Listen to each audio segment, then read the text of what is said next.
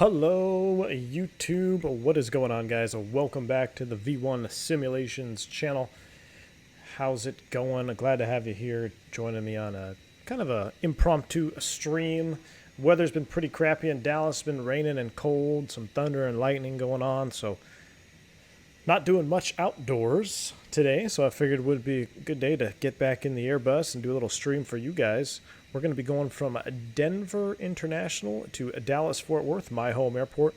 We're rocking the FlightFactor A320 with the lovely IAE engine mod and, of course, the BSS sound pack. Nice little Spirit livery here. This was actually done by a friend of mine, Phantom 320, goes by Phantom 320 in the Discord. So he's a former Airbus operator himself, so shout out to him. Thanks for getting this livery out there and handing it over to me. So, man, let's get this show on the road, guys. I do want to apologize real quick before we get going. The V1 After Dark podcast. So, the first upload, YouTube blocked. So then I had to re-edit it, and then I said, well, I'm going to change some stuff, throw some more stuff in there. And then I rendered it, and it kept locking up and failing at 83%. So I've rendered it 4 times, and it still has the same issue. So what I did just before this stream, I was able to render just the part that was locking up. And now after the stream, I'm going to render the first half of it, and hopefully I can splice them together and then upload them tonight. So I apologize. I really wanted that to get out there today because there's some good stuff on there, some topics on there that I wanted to talk about along the route of flight. But I guess I'll just have to keep quiet until next stream when you guys have a chance to look at that podcast. So with that being said, let's go ahead and get this show on the road. Joe McGinley says, howdy, Cap. Watching between planes at work. That's awesome, man. Stay focused out there. Don't get in trouble. Slam Cannon in the house. Good afternoon, sir. Welcome. Captain Gio, what's up, my friend? Dude, Gio, I think you called me on the Discord last night. I apologize. I was already asleep, man. I had a very, very busy weekend. I was on vacation, but a busy vacation. So I passed out at like, I don't know, 7 o'clock local time here. So Yeah, I was out. But anywho, let's go ahead and get this thing rolling. Texas Island Piper, good afternoon. Welcome to the stream, my friend. Good to see you here. Carta Jawal, how's it going, man? All right, this livery looks beautiful. Let's hop into the bus here. I just got it going. I'm going to have to turn you down a little bit, sir, because you are a little bit loud. Let's go ahead and turn that down. And I think that should be better. Hopefully that's not too loud.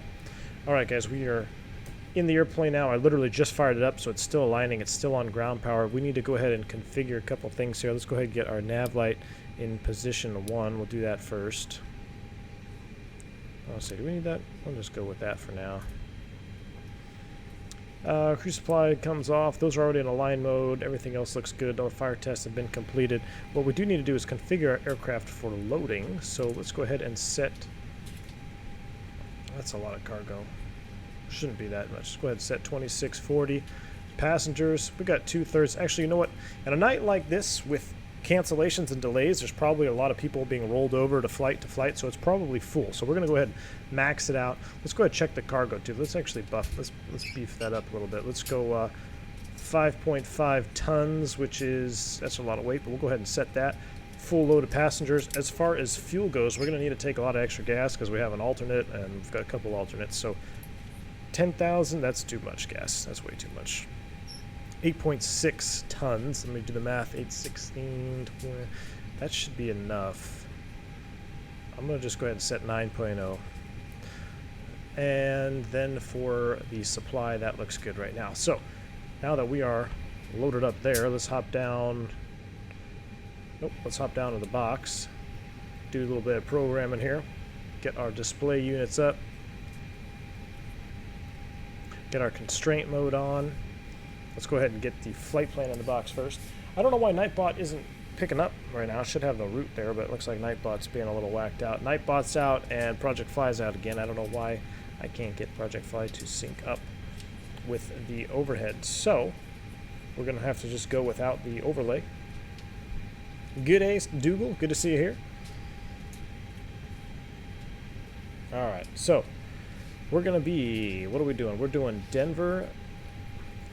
We're going from the SimCoders Denver, by the way. I'm really liking this SimCoders Denver. It's expensive, but it's pretty fantastic. The one thing that I'm not too sure about is that snow square, which I know I can turn off. I can change that. Let's take a look at that real quick. I think I've showed you guys this airport a couple times already because I do enjoy flying here. But, I mean, the terminals are really nicely done. A lot of detail around here. I mean, it's just a great looking terminal. I mean, this looks pretty realistic for today because I know it's been snowing up there. But once you get out of the airport area, you just have this big white square. So I know there's been some snow mods to X-Plane, but I haven't really tried them yet. I don't know how they'd splice together, but I'm really liking this airport. Anyway, back to where we were. Let's get back to it here. We're going to be Spirit Wings NKS 519. Spiritual Wings NKS 519. We're going 99 cost index, and we're also going to be going at 340.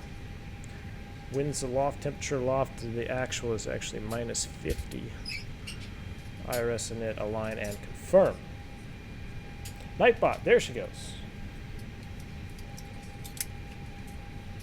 IMDimitri, what's up, man? Good to see you here. Gio, that was you didn't mean to? All right, no worries, man. All right, let's go ahead and get this thing going here. Flight plan, Denver. Let me pull up active sky weather information. What kind of winds we got going out of Denver today? 34,000 feet. And active sky says 100 at 5. So we're going to just take off runway 8. We can do it. Runway 8. I'm going to use on the Staker, I believe. Yep. Go ahead and insert that. Back to plan mode. There we go. There we go. So there's the Staker departure all the way out to Piper. From Piper, we're going to then go direct Vorger, BGD. Fun fact is I've actually diverted into this airport flying freight. BGD in the box, and then an MDANO, MDANO, followed by the Jovem 4. So I'm going to insert that, select Dallas, arrival. I know we got a north wind right now. It's blowing pretty strong, so we're going to be landing northbound when we get to Denver. That's going to add, or I'm sorry, get to Dallas. That's going to add some time to our route. So we're going to have to land northbound. Realistically, they give us 3-4 left, but I'm feeling like they're going to be extra nice and give us the ILS 3-5 center, which is pretty unlikely in a night like tonight. But no one likes to taxi for 20 minutes. So Jovem 4, we're going to insert that. Then I come back here, arrival, Jovem 4, arrow over, and there we go. Now I can select my transition. Weird little bug they got going on there. I don't know why they have that. Then we got 2 MDANOs we got to clear out. Then we got to clear this disco. Perfect. All right, now let's take a look. Top to bottom. There's our departure procedure staker, a dime, BGD, MDANO join the arrival, the Jovem 4 into a Dallas Fort Worth. Looking fantastic. All right, so we got that in the box. That is set. I'm going to go ahead and fire up the APU while we're getting the rest of the box set up here. Go ahead and prime that.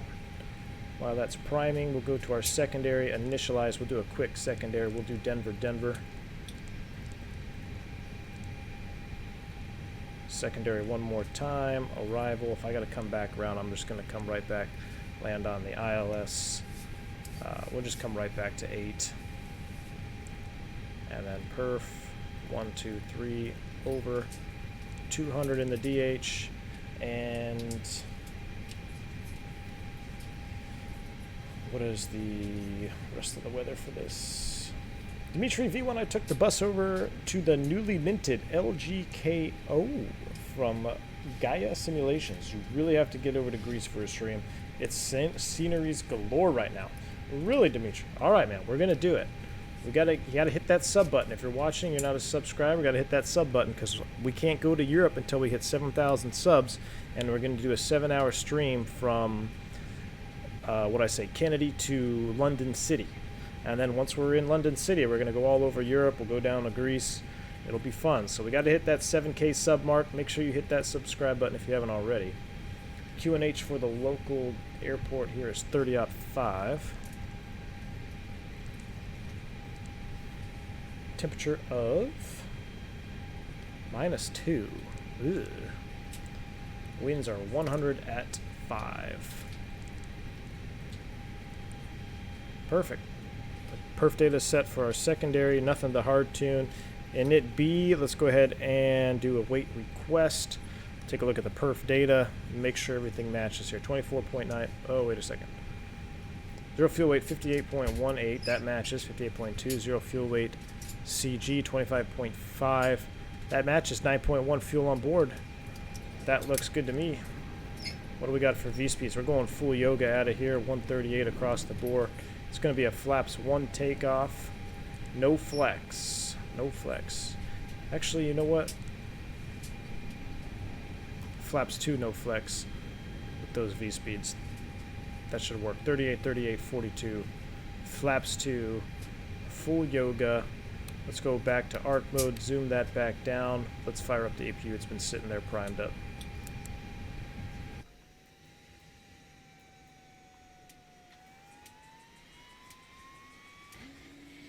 Geo, you dropped some stuff in the Discord pictures, man. I got to take a look at it. I've completely unplugged this weekend, guys. I say vacation, but there was a little staycation the wife and I went on. We got out of the house, and I've been catching up with all the Discord messages, all the DMs and everything. So I'll take a look.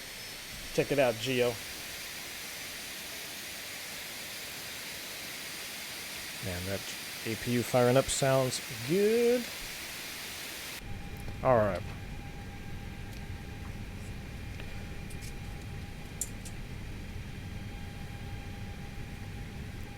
I was just loading up Discord in the background.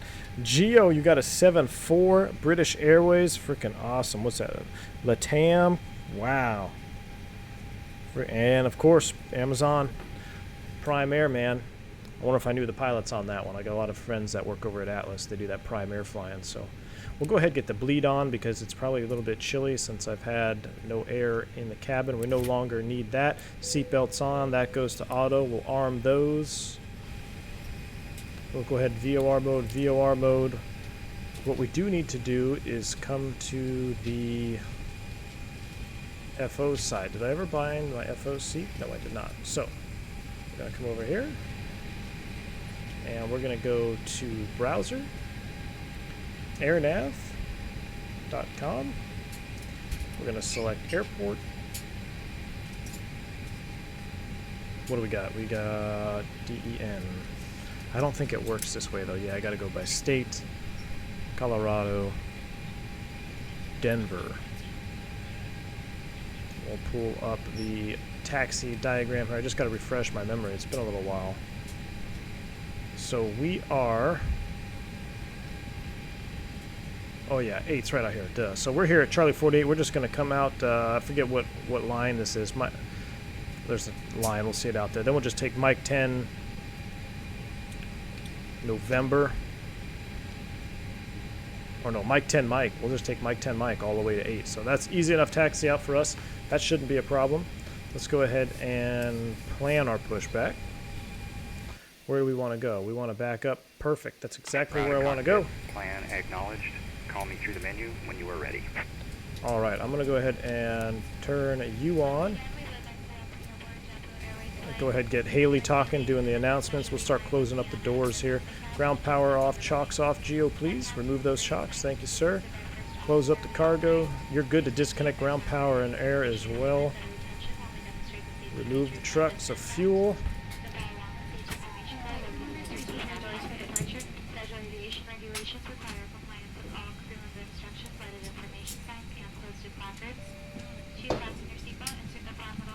Simtech says, do you tell your coworkers what you do for a hobby?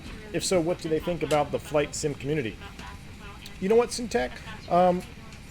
Not really unless they ask. Sometimes, you know, there's quite a few guys that have dabbled in flight simulation. There's also a bunch of guys that, you know, could care less. So it just depends on who you're flying with. More often than not, you know, being in Texas, my biggest hobby other than flight simulation is fishing. So I do talk about fishing a lot with my coworkers because a lot of guys do fish. It's something we share in common. So I did that wrong. I should have shut the beacon off. I should have did the beacon thing after she did the welcome aboard announcement. So I screwed that up. All right, let's go ahead and ground handling. Let's go ahead and start. Where the hell am I going here? Let's see. Better pushback. There we go. Start pushback. Ground to cockpit. All right, we've got 34,000 set for our top altitude. Our speeds are set 30.05 in the altimeters. And this is going into auto. Perfect. That stays in standby mode. Parking brake is on for now. Thrust lever's idle. 4-star checklist is complete. Dimitri says, this livery for me, one of the most iconic liveries in all of aviation. What are your thoughts? Are you talking about the yellow? The yellow Spirit? I mean, it is pretty iconic, man. It is definitely a popper out there. You see a bunch of Spirit airplanes together on a ramp. You definitely know what Spirit is. So they did a pretty good job in getting the advertising out there with the yellow. I mean, it's kind of like, we've talked about this a couple times. But I mean, you look at the majority of liveries out there, I mean, they're white or gray or just kind of bland. The only ones that really have color in the U.S. that is Spirit and Southwest. Frontier's white, all white, pretty much with some green. So I agree, man. I enjoy the flying the banana bus around here. It looks pretty good. This one looks a little bit darker than this one, but it's good to mix it up, man. Good to mix it up.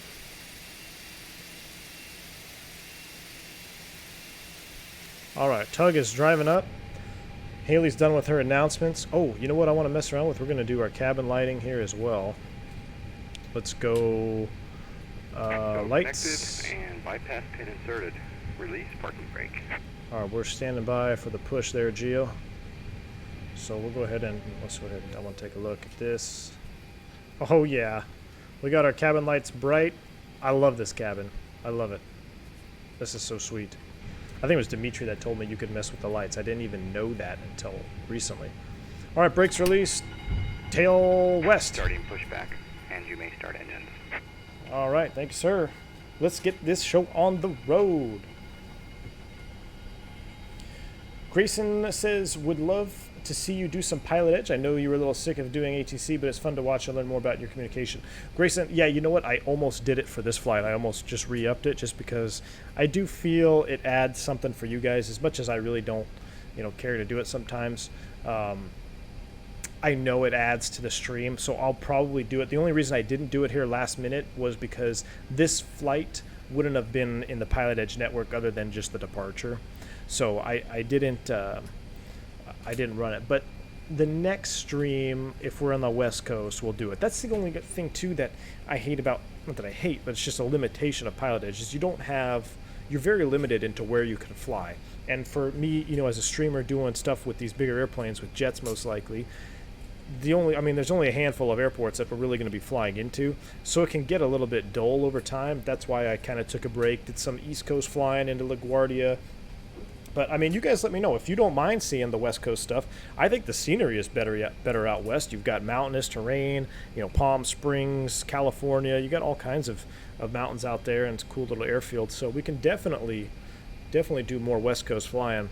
I'm really eyeing just going all out with Orbix on California and Oregon. But it's just so hard right now knowing that Flight Sim 2020 is coming. I have a hard time. I'd rather get a cool airplane. I think it was one of you guys brought up the 310. There's a really nice Cessna 310 that I'm really looking at. I think I'm going to pick that up. I haven't picked it up yet, but I was looking at it again when I got home today. Just another fun little light GA plane. But I love flying little GA planes around Orbix scenery because you really can enjoy the detail then. Flying in the tube liners, Ortho does a pretty good job. Blue Max, Southwest, and Spirit have the best liveries in the U.S. I would agree, man. I I really miss, you don't see them anymore, but Spirit used to have grayscale liveries. I thought that was kind of cool. I know we talked about not having any colors and it's boring, but I thought that gray scale looked kind of sharp, kind of like a carbon fiber type thing. But I definitely think Spirit and Southwest have the most pop in their liveries. They just look fun. I think Europe does a good job. There's quite a few different airlines in Europe. WOW is under now, that the all pink, but I've seen some liveries of you guys posting you flying your airlines out there that have some color to them. I just get so tired of the plain white fuselage. All right, we got bleed pressure. Let's go ahead and crank engine 2. Dimitri says it's a bit late now, but next time around, can you spend some time going over the refueling panel? Oh, you just found out about it on Discord, the overhead refuel panel? Yeah, man, we'll talk about it. I don't really use it just because it takes pretty long. It's real-time fueling, and I haven't messed with it since version 1.0 came out. It used to be bugged. It used to have an issue where it would stay popped out or something. So it really was kind of bugged out, but I think that has since been fixed. We'll have to check it out. Stand by. But yeah, Dimitri, if you guys are unfamiliar, the refuel panel is up here. You have to click on one of these, but the power and control, and do it. So none of the Airbuses that I've flown in have had this refuel panel, whether it be my company or other operators around the U.S., and I've pretty much been on every single one. I don't think I've ever noticed a refuel panel in the overhead. So, but we can go over it. All right, that's disconnected hand signals. We've got contamination, so we're going to go ahead and start both engines because there's contamination on the taxiways.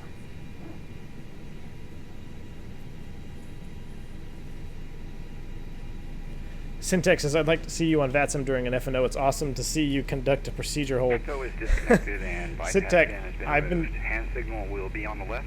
We'll see you next time. Have a safe flight. All right, thanks for the smooth push, man. We'll see you next time. Syntech, you know what? I would rather get on the VATSIM train than go back to Pilot Edge. One, because it's free, and two, because of that FNO. Unfortunately, I work Friday and I won't be able to do it, but I think it would be fun in the future to be on VATSIM again. I got to take the time to learn it, man. I've got the X-Pilot plugin. I just haven't taken the time to learn how to file a flight plan or anything like that. Slam Cannon says, wish United would bring back the Battleship Gray. I totally agree, man. That's my favorite United livery. Battleship Gray, man. I love that livery.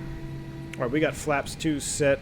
Boom, boom. We'll come up to the overhead. That's off, that's off. We're going to need our engine anti-ice on tonight. So we got that running. 1 and 2. I think we're ready to go, guys. Man, she looks good. She looks good. All right, here we go. Brakes released. Taxi light on. Cinematic drive-by. Geo, you didn't push me back straight on the line there. What's up with that?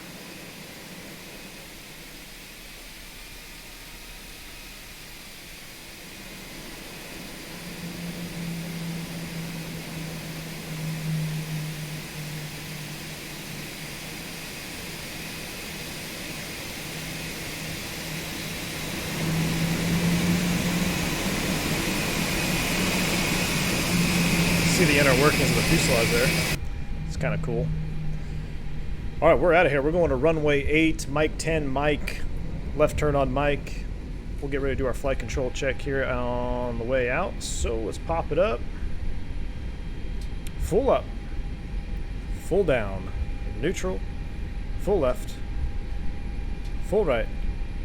Neutral. I'm not going to press the rotor disconnect button because it will get stuck, so I'm going to do it real quick. Full left. Full right. Neutral. So I have an issue in real life. We press this button right here, but when I do it with the mouse, it gets stuck on, and then I can't drive the nose wheel. It's pretty weird. So then the first officer would go through his checks here. Let's go. Let's see. Where's this wing view? You can hear the hydraulic strain there. Beautiful. Love it. See our aileron droop is out there on the wings. Dimitri says you won't be doing any holds in the FF320 or told us any time soon, not until they fix their stuff. Fix? Yeah, I don't know, Dimitri. We wouldn't be able to fly the FlightFactor. We wouldn't be able to do any holds, that's for sure. At least if it's not a published hold. I think you can do a published hold. I don't think I can create a hold. You guys have to correct me on that one. Dave R says the 310 is my favorite GA. Detail, flight dynamics, and realism just makes it blast. Dave, I think, were you the one that told me about it?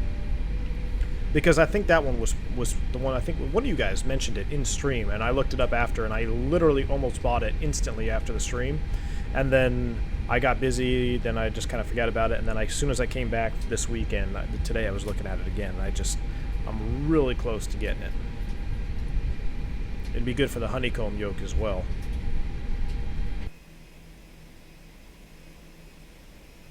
What do you think of the new Breeze airline livery coming out? Here's going to be mainly Embraer and A320. Carter, yeah, the same guy who started JetBlue and Azul and a couple others, right? I thought it was supposed to be called Moxie or something, but I guess he's since moved on from that. Yeah, it's going to be interesting, man. You can either, I always talk with my other buddies. A new airline is always a big risk. You can make the jump and have the best career of your life, getting on at a new airline, being one of the first to be hired, or you can make the jump and regret that decision every day for the rest of your career. So it's definitely a gamble, being one of the first to go through a class like that. And who knows? I mean, think about JetBlue. If you were one of the first pilots to go through the JetBlue class, and you're sitting senior there at JetBlue, is a very successful airline. That would be pretty sweet. But say you jump ship, give up your seniority where you are now, and something happens to the airline, it fails, man, you will regret that decision most likely for the rest of your career. So it's just, how big of a gambler are you? How big of a gambler? I gotta stay on taxiway here. I just love looking at those IAE engines. Cosmic Doubloon in the house. How's it going, Cosmic? Look at those clouds. Love seeing inclement weather. Me too, my friend. Yep, it was you, Dave. Awesome. Dimitri says, forgot to ask you, did you ever take care of the flying people in buildings at Denver? You know what? I didn't notice them. I think they did. I think I did. I just haven't. I don't remember. Yeah, I don't see any people, and the buildings look to be grounded. So I think we're good to go. This is going to be an interesting stream performance-wise on my GPU because I wanted to, or just on my whole system in general, I wanted to do a quick restart of my PC before I started the stream, but I just ran out of time. I've been doing that podcast edit all day, and I know I've got more viewers now, so if you just joined and you're wondering where the V1 After Dark podcast is, YouTube blocked the upload. Then I went away for work, so it was supposed to auto-upload. They blocked it for some weird issue because I had a picture-in-picture of a little clip. So I had to re-edit it, and then I was like, hey, you know what, while I'm editing, I'm going to throw some stuff in there, do a couple changes, and I go to render the video, and it failed at 83%. And it takes about 40 minutes to render because it's about a 37, 38-minute video. So I rendered it 4 different times, and it failed every single time at 83%. So what I did just before the stream, I was able to just render that last portion that was locking up. And after the stream, I'll render the front half, I'll splice them together, and I'll upload it tonight. So if you're East Coast or in European time zone, it's going to be, you probably won't see it probably upload well into the wee hours of the morning. But if you're West Coast US, you may even get to see that tonight. So I think it's a good podcast. I talk about some things that I wanted to bring up and talk to you guys tonight about on this stream, but I'm not, I'm just keep my mouth shut. We'll do it in the next stream.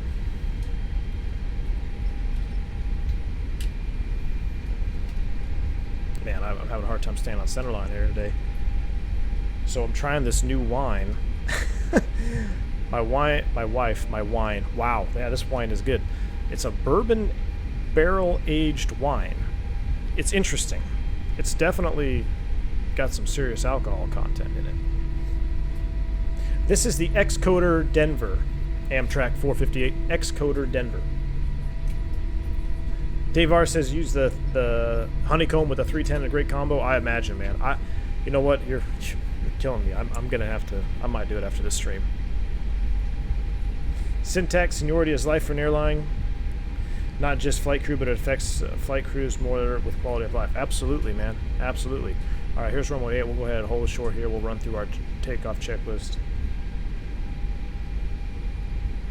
Airman Roman, no, I'm not. I'm using the honeycomb yolk on the Airbus. If I keep drinking this wine, we might end up doing it just for fun. But no, I'm using my Thrustmaster Warthog for this here. So we did our flight control check, auto brakes max, takeoff config check.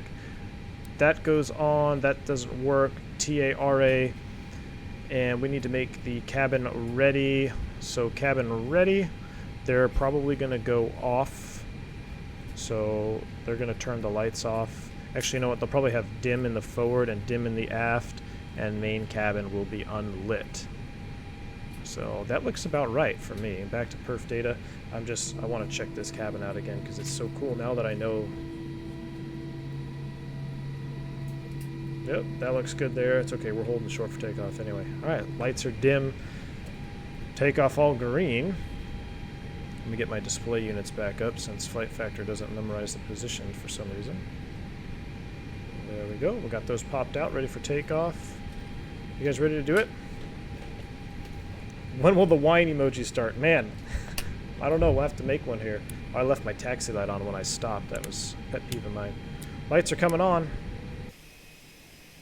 Line up and wait. Runway 8, Spirit Wings 519.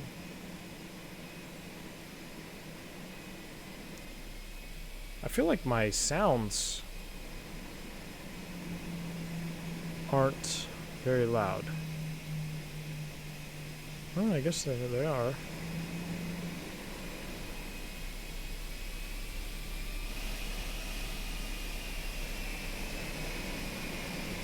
They're just not as sharp as the Tola sounds, I think. Still looks good, though.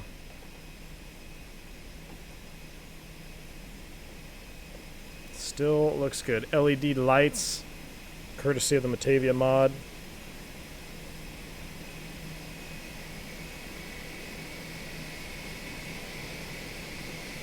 I'm pretty sure I screwed that line up too. Just a little bit. All right, let's go ahead and get out of here, guys. You ready? Nose forward on the stick. Spool them up 50%. Well, might have to turn down the volume. Yoga. Mantoga SRS runway, auto thrust blue. Wow. Let's go ahead and turn you down, Captain.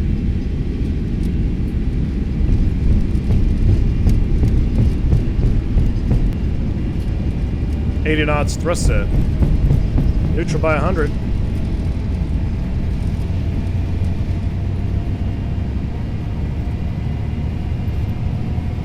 V1.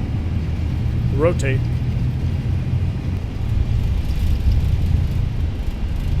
Positive rate. Gear up.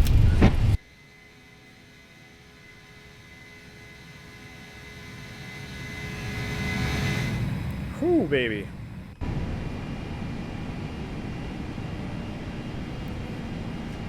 We are on our way.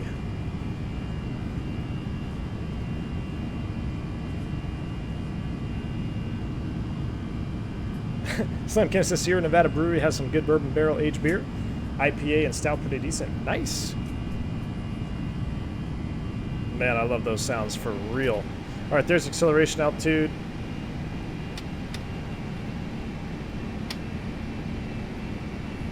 Thrust climb, climb, auto thrust. We're going to start a slight right turn here. Oh, we should probably look out this window.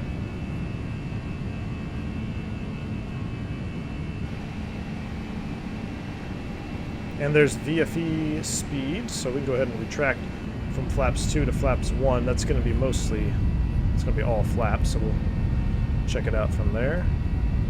Looking good. Love the thud as you go over the lights. Yeah, me too, man. Hitting turtles, that's what I call it. Hitting turtles. Try not to do it in real life. Sometimes you offset about a 1 nose wheel length from the center line because the center line gets so beat up from planes landing on it over and over.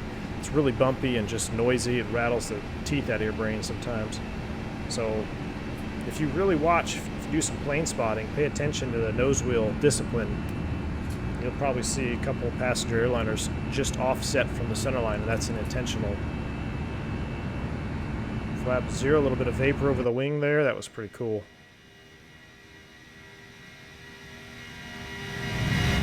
Whew. All right, we are thrust climb, climb. We're navin'. There's 10,000 speed alt constraint star, so we're gonna level it out here manually. We got to meet King at 10,000. So on the spoilers there as well with the gear up.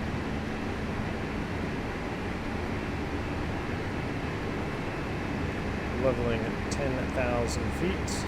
Alt constraint. And our barrel ref is still set at 10,000. I will remember to change that at some point, guys. We'll go ahead and pull standard even though we're far from standard.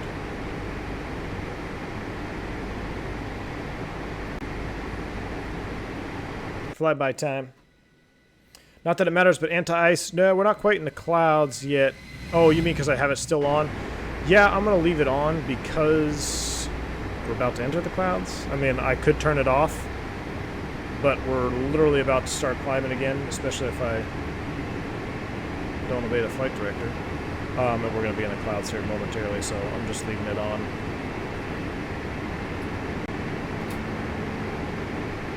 There we go, thrust climb, climb. Up we go.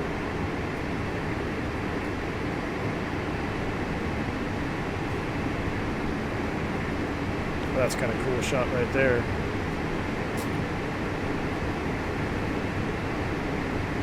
Just about to enter the clouds. Kind of want to ride that nose view into the clouds.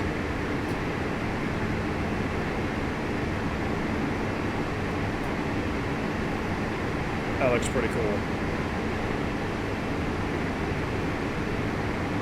Oh, that's it. That's all she wrote, so let's go ahead and get back to it. In between layers here, it looks like. Definitely entered some turbulence. Whoa, buddy.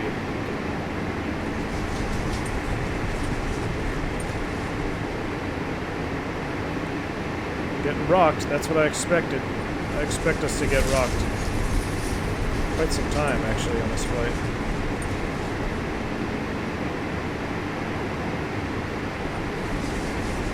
Flying through the flight director just a little bit there.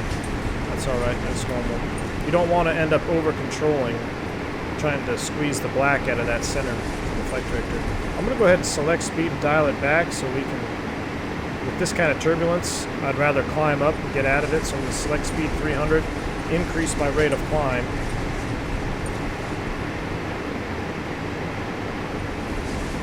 Because we are getting beat up pretty good here. Let's take a look at the wings. Oh yeah, we're in it now. We are in the thick of it now. I should turn my lights off too. In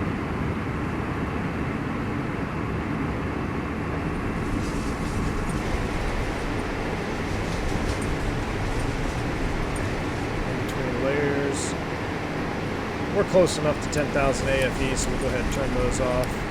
I'm going to keep the flight attendants seated, so I'm not going to ding them. Normally if I don't ding them there, they know to stay seated. We'll go ahead and go autopilot 1. Let's enjoy the ride out of here. It's a stormy night.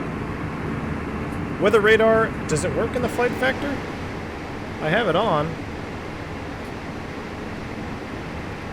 Max.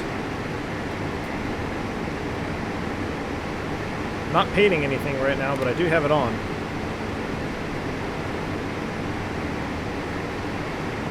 So we can go ahead and simulate that we were picking up ice right here. So if I saw ice collecting, which I would assume we would be, I'm going to go ahead and go wing anti-ice on. In this situation, I would go wing anti-ice on. If, of course, we were picking up ice. I love looking at those IAE engines down there. Dougal says, I think I'm starting to prefer this bird is over Tolas, as great as that is. Wow.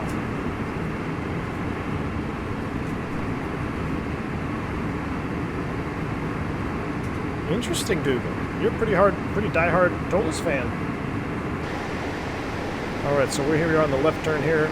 Gotta be careful not to get disoriented looking outside here. Looking at our instruments, we know we're in a left turn, everything's looking good. Oop, we're breaking out of the top.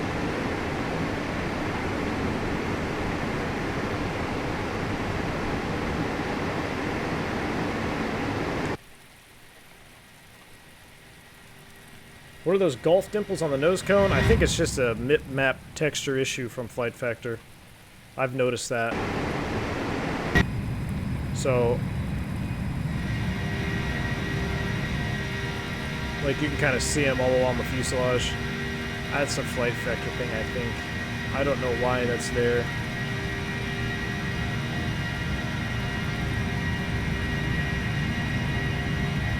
Climbing out.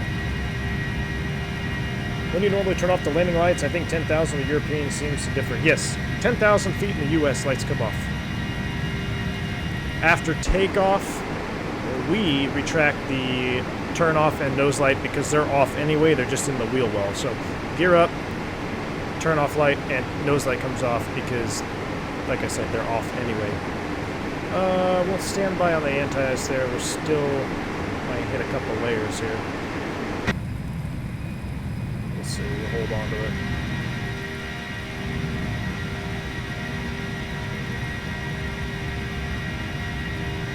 Syntax says, I think the weather radar is poop depending on your weather plugin. Interesting. So I don't know. All I'm running is Active Sky for weather. So we'll see. Dimitri answered the question. He says, it only works with default weather. ASXP injects its own weather but does not write anything back to the METAR. I gotcha. So default weather to see something. Interesting. I wonder if we should go default weather into Dallas then, because I know there's some radar returns there around the airport here. I can hear thunder and lightning out of my window right now. Well, you know what? It may be gone by the time we get here because it's moving quick. It's moving quick. All right, how are we looking?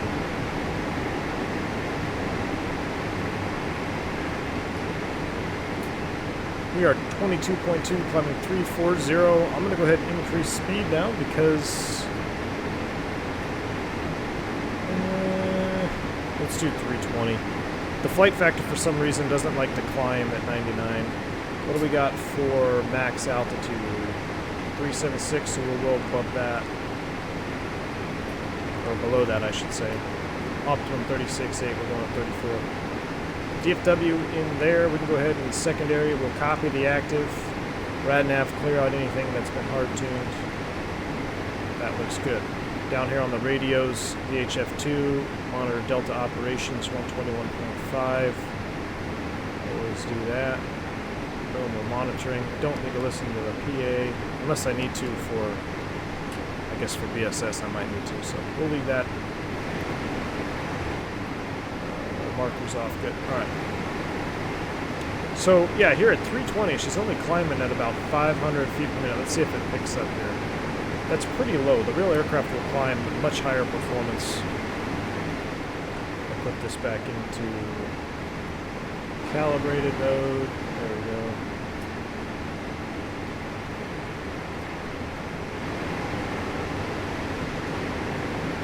Yeah, she's climbing now, 1,200 feet a minute. That's not bad. Not bad.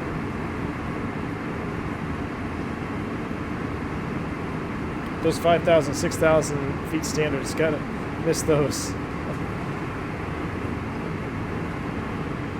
Yeah. Yep, we changed standard at 18,000 here in the U.S.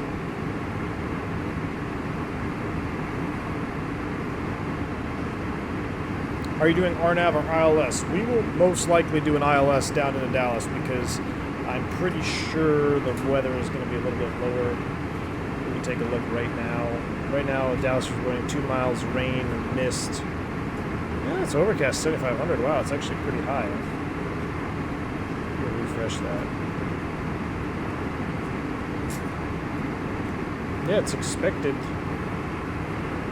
It's expected to be overcast 7,500, so that's not bad at all, actually.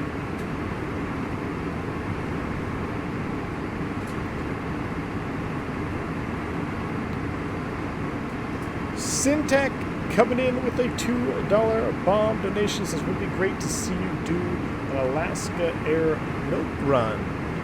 Really? Where would you like me to go in Alaska? You talking about in Alaska or just Alaska Airlines doing a milk run up and down the West Coast? Where do you want me to see? Where do you want to see me go, Syntac? Luxpression videography, hey V1, how come the toolless autopilot disconnects when it's windy and it's hard to control? Sometimes the autopilot in real life will disconnect, but you have to be in severe turbulence for that to happen. I think it's only happened to me once or twice in the Airbus. I haven't had the issue. Honestly, we could have flown the toolless tonight. I just pulled the FlightFactor out because I wanted to test these engines again. But it really shouldn't be unless it's severe turbulence. So. Thanks again, Syntac, for that donation, man. Thank you for supporting the channel. Glad to have you on board, my friend. Alaska Airport Run. I'm curious to say where you say you want me to go. Dimitri says, do you bother manually with entering the wind data into the box from SXP into descent? No, Dimitri, I don't do it. I mean, I'm not sure how much FlightFactor takes that into account anyway. I don't know if it even does anything, so I don't even bother. Ram says, you're in Dallas, Captain. We're practically neighbors up in Houston. Oh, man. Yeah, dude. I was just down in your neck of the woods this weekend, actually. It's where we were for a couple of days. So.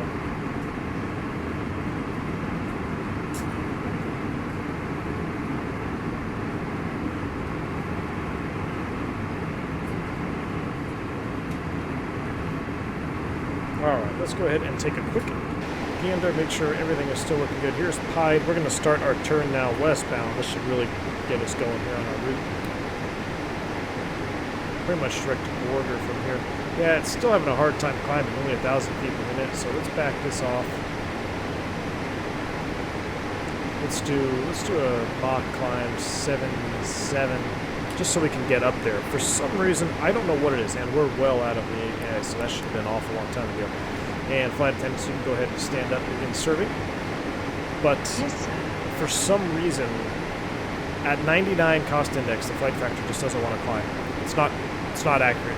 The real airplane will climb much greater than that. So like this climb rate right here, about 2,200, 22,000 feet a minute, that's what I would expect. Maybe 1,800 feet a minute if we're fully loaded or heavily loaded. But with this kind of load, we don't have a lot of fuel.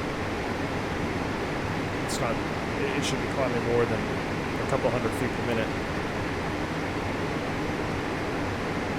Oh, looks like a smooth out. We'll go ahead and turn the seatbelt sign off here.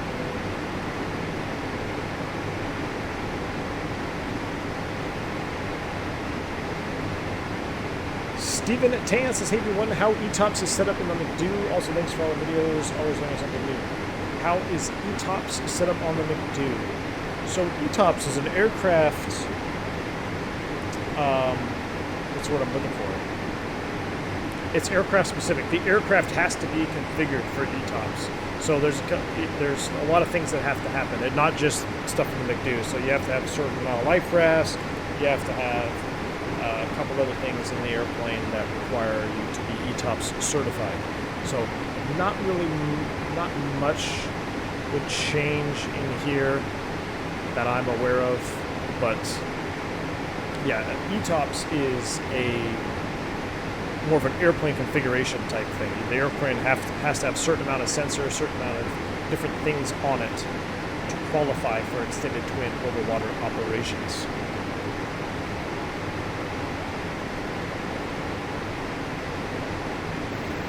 Airman Roman. Oof. Are you serious right now, man?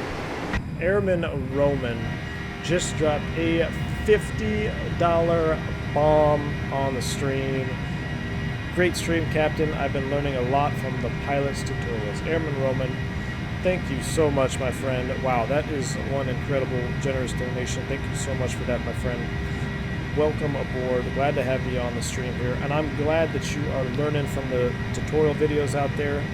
That is the goal of this channel. That is the goal of me streaming to you guys, is so that I can help you with hopefully not just Airbus, but mainly Airbus airplanes, and getting you comfortable in flying this airplane around.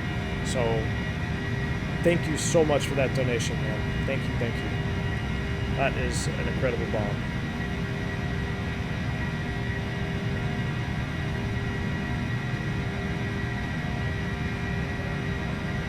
Hey, Captain Berto in the house. How's it going, man? Good to see you here. Sam Kenneth says, you've always had a little FPS drop or stutter when I use the weather radar on the 320. Interesting. I don't know. It seems to be holding pretty stable right now, so I think we're doing all right. Let's take a look. I know you guys were talking about the wind data, so let's go ahead and take a look here. So let's pop up our box here. Nope. Active flight plan winds, wind request, insert. So that's kind of what I would do in the real airplane anyway, is I would insert the actual winds that the airplane's picking up. Matter of fact, as part of our flow, once you reach top of climb, once you get up top of climb, we'll set our transponder to all mode, which it should be in above mode right now, which is right there. Above mode, so once we get top of climb, we'll go all mode. I'll do a status check, so we'll come down here. We'll do a status check. We're pretty much close enough to top of climb here, so we'll go ahead and look through our status page. We don't really need that up. We'll go ahead, all page, oil looks good, vibes are good. High pressure bleeds are open when they shouldn't be. That's still a bug from early beta 1 that got released. Should be fixed. Electrical page looks good, I'll give them that. That looks accurate. Hydraulics look good. They even modeled the drop here in the green system with the gear up in cruise. This is not uncommon to see this hydraulic level be a little bit below the fuel level in cruise. Fuel, make sure it's balanced and burning equally. Got a little bit of an imbalance there. We can take care of that once we get up here. Hot air is shut off. Why is that?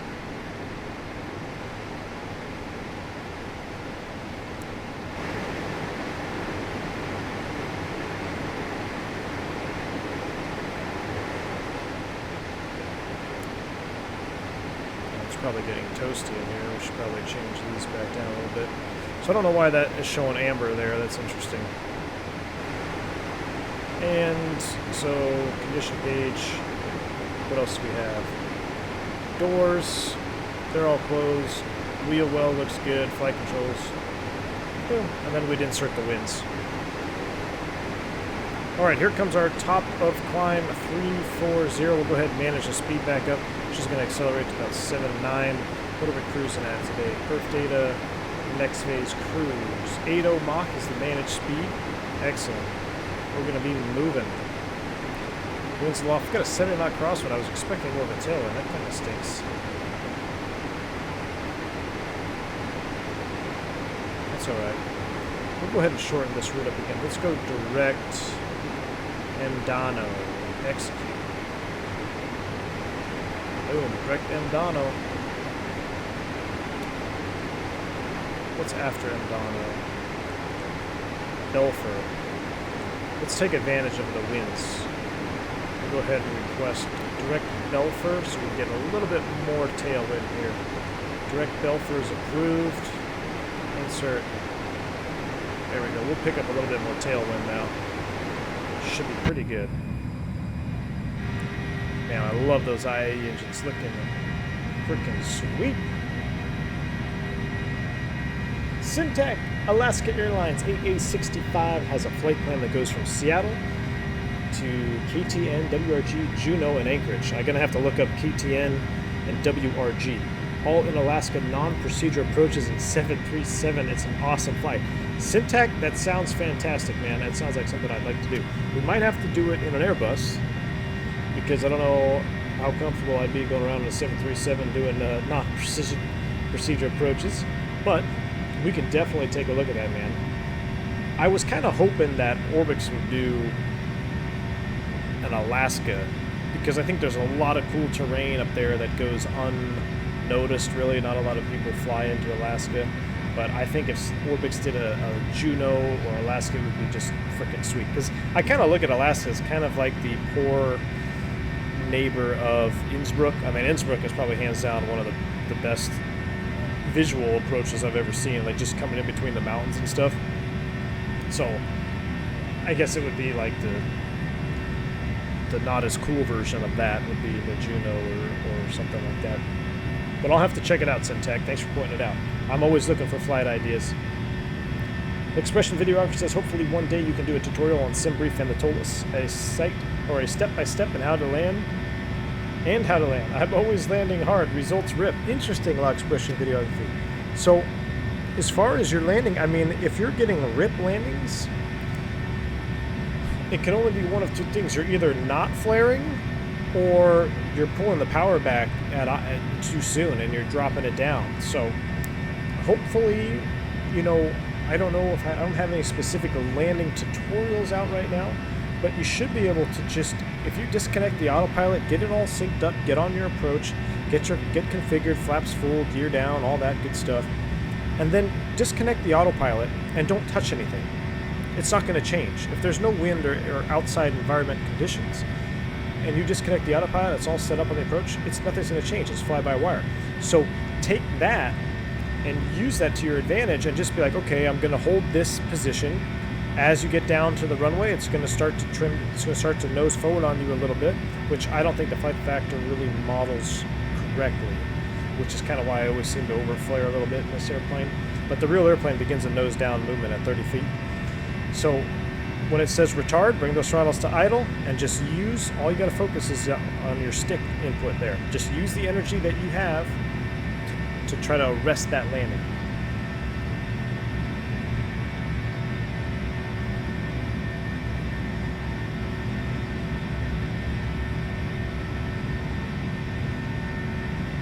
Franomet says, hi there. In your opinion, is the FlightFactor 320 price justified? Do you have any info when it will pass beta testing? So technically, it's already in version 1.0 right now.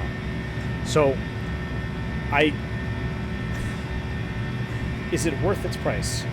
I don't know, man. I don't even know what it's priced at right now. It's probably pretty expensive still, right? So, it's a tough one, man. To me, is it worth it? Yes, because I love Airbus and I want to have a good quality Airbus. Now, to make it really, really good, you're going to want the BSS sound pack. So whatever price it is on the X-Plane store now, factor in that BSS sound pack, and that's going to be your total price. it does a lot of things well. I'm not gonna lie. The FlightFactor 320 does a lot of good things. It's a beautiful airplane. I mean, just look at this bird. The 3D modeling is really good. These engines are freaking awesome, but they're not included, right? You get standard CFM engines, so you're gonna have to do the mod if you want the IAE engines, which I have a video out on my channel for you if you want to look into how to install these engines. But other than that, I mean, it's a beautiful plane. Like, you've got the cabin here, which is nicely modeled. There's a lot to it. So I'll leave it up to you to decide if it justifies the price. It's hard to compare. I mean, the only other thing you'd compare it to in the X-Plane realm would be the TOLUS 319, which again I think is a fantastic airplane. It's got a lot of nice things modeled. It is lacking in the MCDU functions. You know, we talked about the MCDU up here. It does lack some functionality. The TOLUS 319 also does a lot of other things good, though. It's got a really great failure simulation where you don't have to just input failures. For instance, on this airplane, you have to input faults, where the TOLUS will have random faults, which for someone like me, I really enjoy having that and being able to fly around and get surprised by a fault or something like that, you know.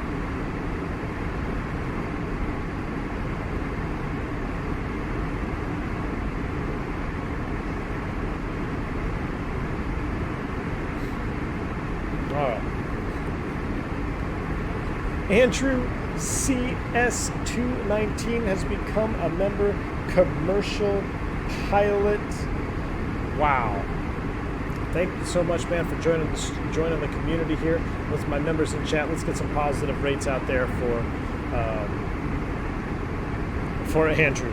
Thank you so much, man, for joining the channel. I'm glad you're enjoying the content. If you haven't already, check out the V1 After Dark podcast. I do a podcast every month talk a little bit about Airbus, one thing I like about Airbus, Boeing, etc. I've got one that should be out by the end of tonight for this month. I know I'm a little bit late, but there's been a lot of technical difficulties, so it should be out by the end of tonight.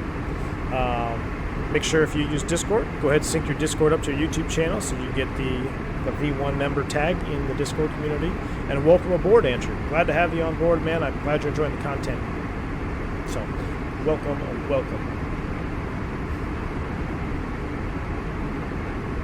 Trying to scroll back. I know it seems like it's super delayed, but I'm trying to scroll back and answer a lot of questions that get missed in the chat here.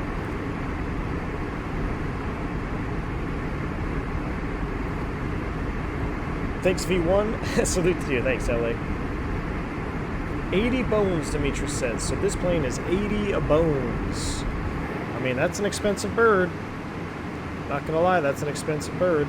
Is it gonna get too dark by the time we get to Dallas? I hope not. The sun seems to be setting.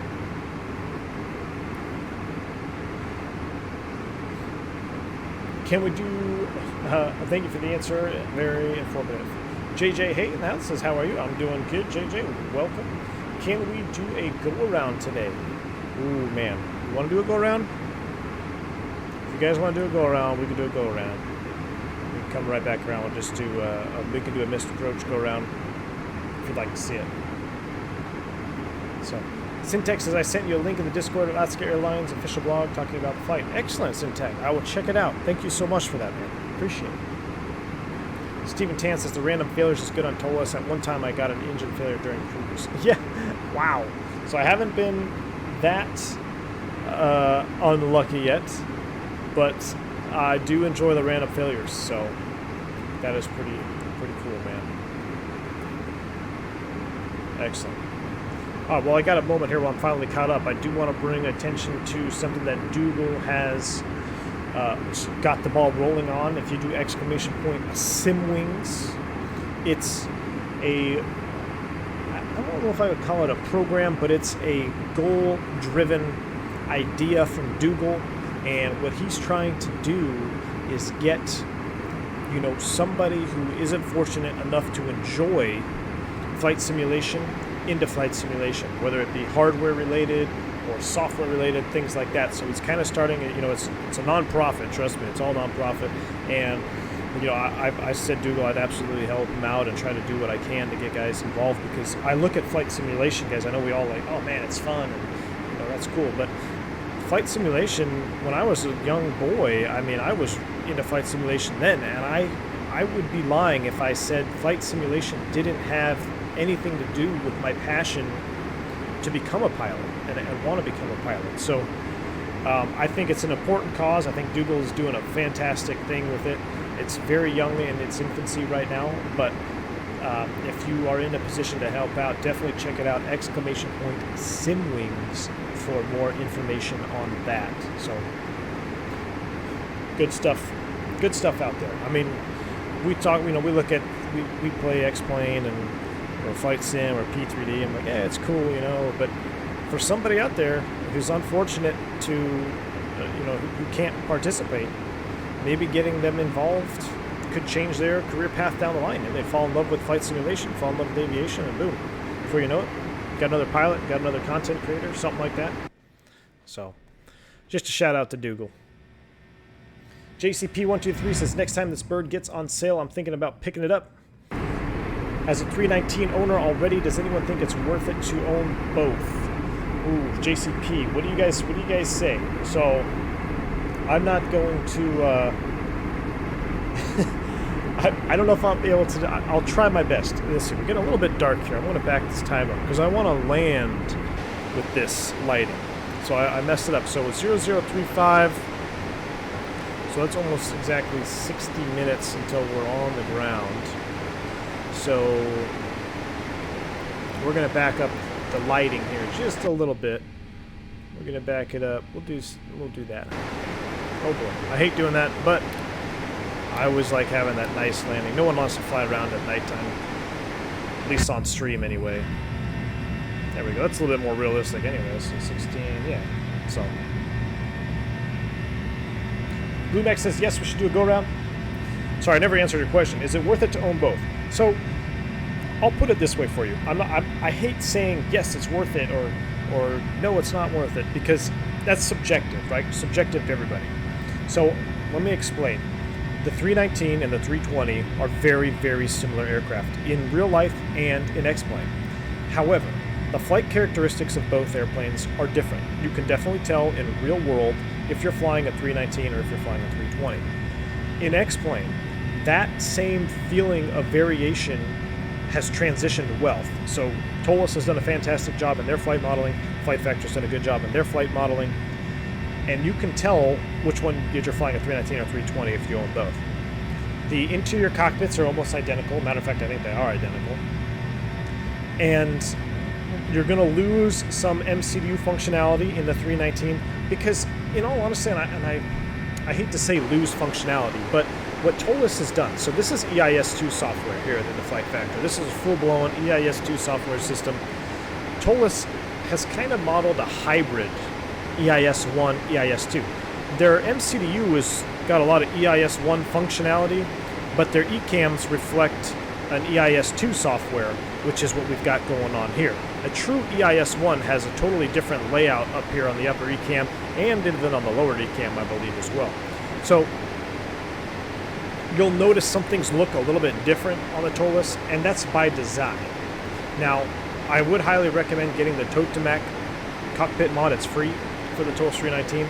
All it does is it just brings up the standard of texturing to the FlightFactor standards. I'm not saying that the default is bad. It's just, colorization wise and a few other things on there. It really gives it that pop that I think you should be getting with that kind of airplane. So those are the differences about it. It's definitely a little bit more sporty of a bird.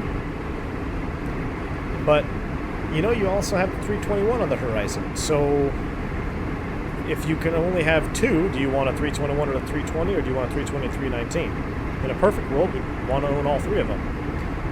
But I'm just going to put that out there. That's kind of how I feel is the difference. I kind of like this one view right here.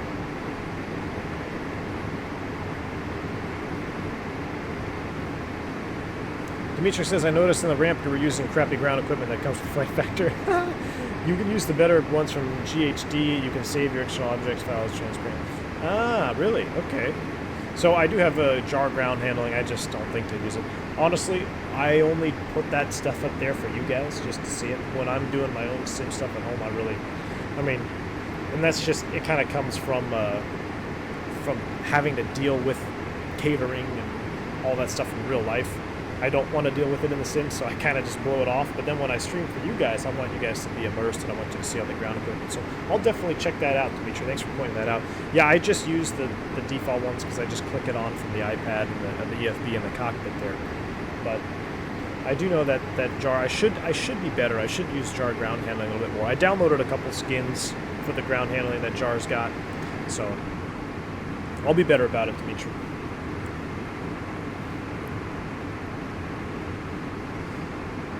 You always wonder what to do, JJ, and also reject a takeoff? All right, so the go-around, and I'll be honest with you guys, a go-around in real life, more often than not, is going to be what we call asses and elbows.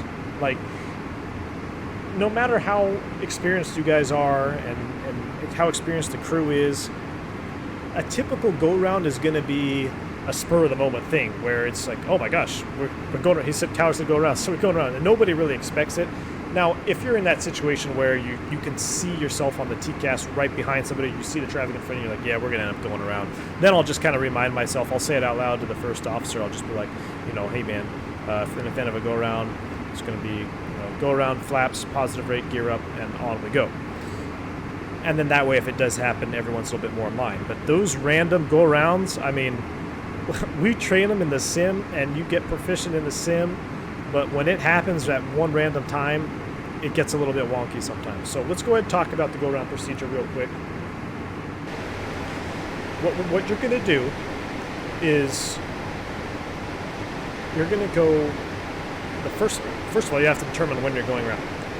We're going to talk about a low altitude go-around. So let's say you're within a couple hundred feet of the ground. The tower says go around, or you hit minimums 200 feet, and you don't see the runway. So go around. So the first thing you're going to do is you're going to go around flaps. That's the actual call-out that we use. You're going to move the thrust levers into the toga position. What that's going to do is it's going to cycle your box. So I'm going to refer to the box up here. Make it a little bit bigger so you can see it. Belfer. We call this check right corner. What happens when you move the thrust levers into the toga position, you're going to cycle this to the missed approach. If you don't go to toga, let's say you just go to climb, you're not going to cycle the navigation, and then you're going to end up in a bad situation. So go all the way to toga, get your airplane in go around mode. Once you're in go around mode, go around flaps.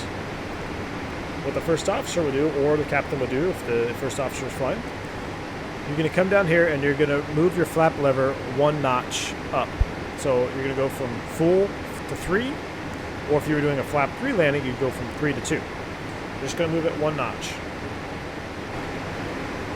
As you begin to climb, which this airplane, if anybody's ever been in a 320 or a 319 or any Airbus for that matter, on a go-around, an actual go-around, that's probably one of the rare times you'll feel the full power of the airplane, because it is a max performance maneuver. I mean, this thing will start rocketing. So go around flaps. As soon as you start climbing, positive rate, gear up. Great. Joe Jack just subscribed to the channel. Thank you so much for joining the channel, my friend. Welcome aboard. Glad you're enjoying the content. We are one sub closer to that 7K mark for the Euro Tour. So if you haven't already, get that subscription going so we can head over to Europe. We're going to do a 7-hour stream.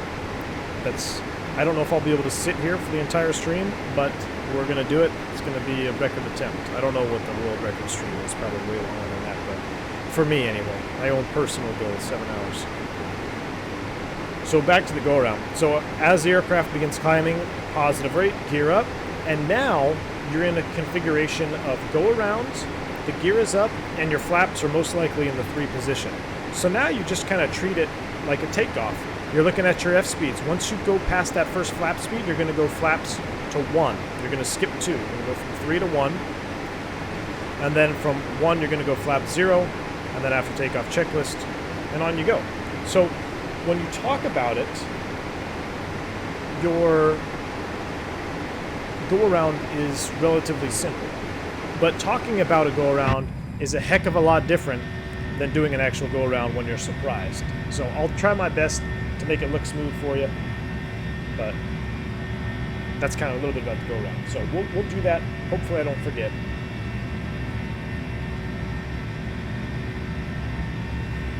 Pilotboy says, hey V1, does the Airbus handle differently in crosswind landings than Boeing because of the logic?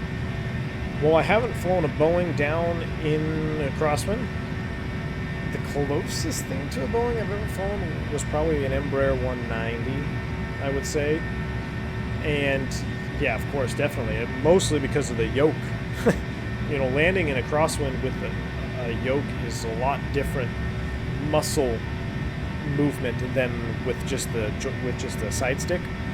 And when I first got into the Airbus, doing a crosswind landing seemed really weird, but then I got the hang of it, and I have a hard time now doing a crosswind landing with the yoke, even just, you know, in the sim here, trying to do a crosswind landing. It's harder for me to get my mind around the aileron deflection and pitch and all that, whereas for some reason the side stick now just seems more natural. But I would imagine they handle significantly different, especially because of the fly-by-wire logic. But you're still trying to accomplish the same thing, right? You're trying to keep the wing low, get that upwind wheel down first, get the nose straight down the runway so you're not side-loaded with the rudders, and then go ahead and lower the up or the downwind side. Dimitri says, looking ahead, the FlightFactor 320 is not Vulcan ready as of yet, and FlightFactor customer care is miles behind TOLUS, which is Vulcan ready. There's your answer. That's a good one. There you go. Dimitri's got it right there. So Vulcan, not Vulcan ready, TOLUS is, and I will definitely back Dimitri on that about TOLUS customer care being much better. I mean, I talked about it. So there was some drama when I released the 321 performance video for you guys. And I talk about that in the V1 After Dark podcast, which I'm really hoping I'll be able to get up tonight. I don't see why I shouldn't, because I should be able to render the whole video now in 2 separate parts. As soon as I get it rendered, I'll post it tonight, probably within an hour or so after the stream. But I talk about some drama that happened with the 321, but 100% back TOLUS with customer care. As long as you're upfront and honest with them, man, they're going to help you out. And they're responsive on the forums, and they got a good group of guys working for them. So, Doodle, yes sir. Let me check that right now.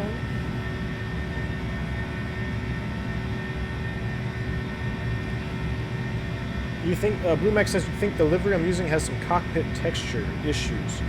Why do you say that, Blue Mac? Let me take a look at the cockpit here. Hold on, I'm checking one thing here.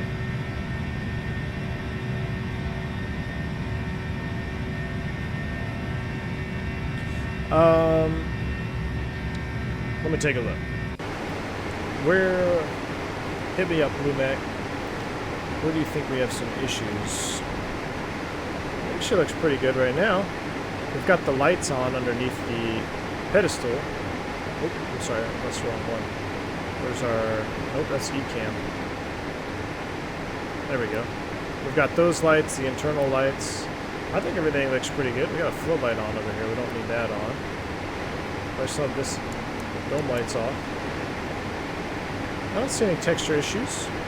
I am using a Matavia mod. Let me know, man. I'm curious. I'm not saying you're wrong, I'm just curious. I don't really see... Well, it looks alright to me. Maybe you have a different answer. Let's sit on the jump seat here for a minute. What's the crosswind limitation? 38 knots is maximum demonstrated crosswind limitation for the Airbus. So it's a maximum demonstrated, which means that's as high as they got with it. So, take a look at the master caution.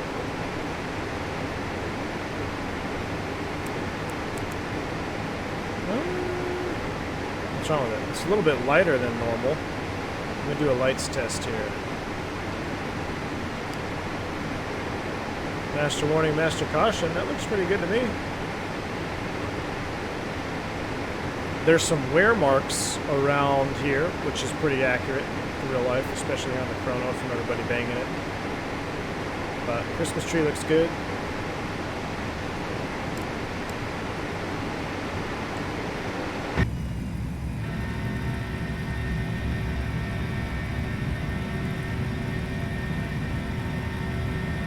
Dougal, I think I mean, unless it becomes a problem, I think it's fine. I mean, if it is what it is, man. If it becomes a problem, then yeah, but until then, just see how it goes, I guess. Thanks for letting me know. Let's see here. Thanks for explaining, JJ. That's awesome. No problem, JJ. Glad to help you out, man. That's what I'm here for. As far as, I think I answered the cross limitation. 38 knots maximum demonstrated. You can do more after 38 knots. So I tell you what, I've done a 38 knot crosswind landing, and it was pretty darn sketchy. Pretty sketchy. Into MSP. JT Music's finally caught you live. Excellent, man. Glad to have you aboard.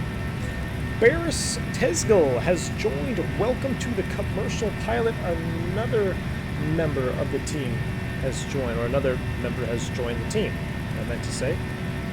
Bourbon made me do it. Let's get some positive rates out there. Thank you so much, Barris. I'm glad you're enjoying the content. I hope I'm saying your name right. Like I said, check out some exclusive content for members only. I'm doing right now, I'm doing podcast stuff once a month. Already talked about the one that I'm going to do, that hopefully at the end of the stream I should have it uploaded for you. And as well as the Discord.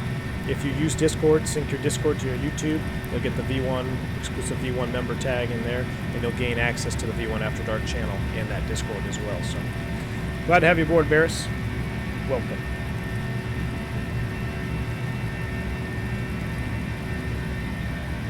Max Rank made it. Few Hey Gang. Excellent, Max. Welcome aboard, man. You're just in time. We're getting ready to start down here in just a little bit. Syntax says, I flew on an E-170 on a go-around. It was one of the most scary things I experienced on an aircraft. I think the pilot hit the hold altitude too soon and we felt some G-factor. Oh, man, Syntax. How many years ago was this? Because it might have been me. Who knows? No, the Embraer, especially if you're a lightly loaded Embraer, that thing's... It's... You know, you could say it with any aircraft. Yeah, it's underpowered when it's loaded, but empty it's overpowered. So it's really not. But if you have a lightly loaded aircraft and you do a full go-around, I mean, you feel it. And it's a shock to passengers, definitely, but for us pilots up front, we love it. But he probably did. He probably was surprised at the altitude, or maybe the tower gave him, hey, level off, maintain 2,000, and he's in full go-around mode, right? So he's at full power, pitching up maximum performance. You get that altitude restriction, you can't blow through that, because there could be cross-traffic coming in. Seattle comes to mind. That's why we do a lot of our check rides in Seattle.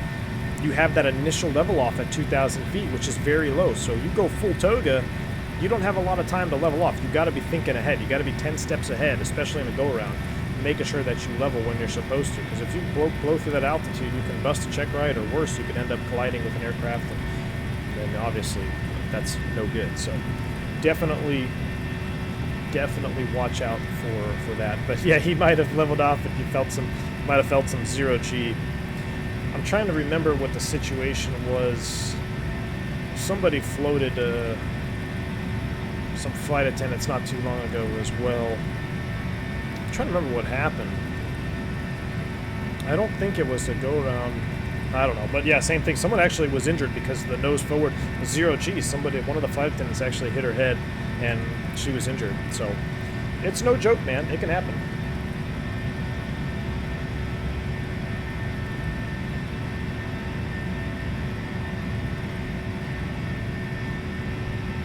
Yeah, it might have been because of the cockpit lights. The Mac, definitely. JT Music says, I just bought a physical CDU from FDS. There's nothing worse than mousing in a flight plan, even on a mobile device. It's not as satisfying as the real thing. JT Music, you're absolutely correct, man. I should really look into getting some hardware for X-Plane. Most of my hardware is, other than the honeycomb yoke, it's kind of geared towards the DCS, or Digital Combat Simulator. You know, I got a couple of MFDs and things like that. But I think right now I'm pretty limited on desk space, but I would like to get, you know, some X-Plane 11 hardware. I really would like to find an Airbus side stick. That's what is missing in X-Plane.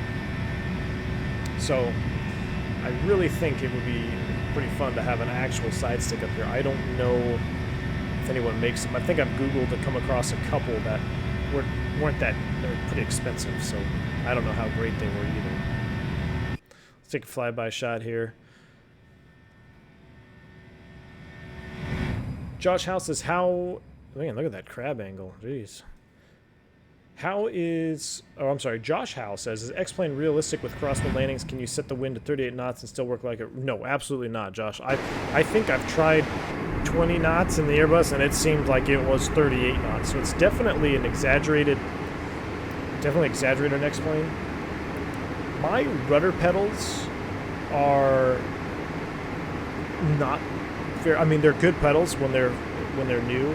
Mine are pretty beat up, so I have a really hard time maintaining a fine rudder input just in sim in general. But other than that, the modeling and crosswinds in X-Plane in general, across the board, doesn't really matter what airplane I'm in, I found to be extremely exaggerated.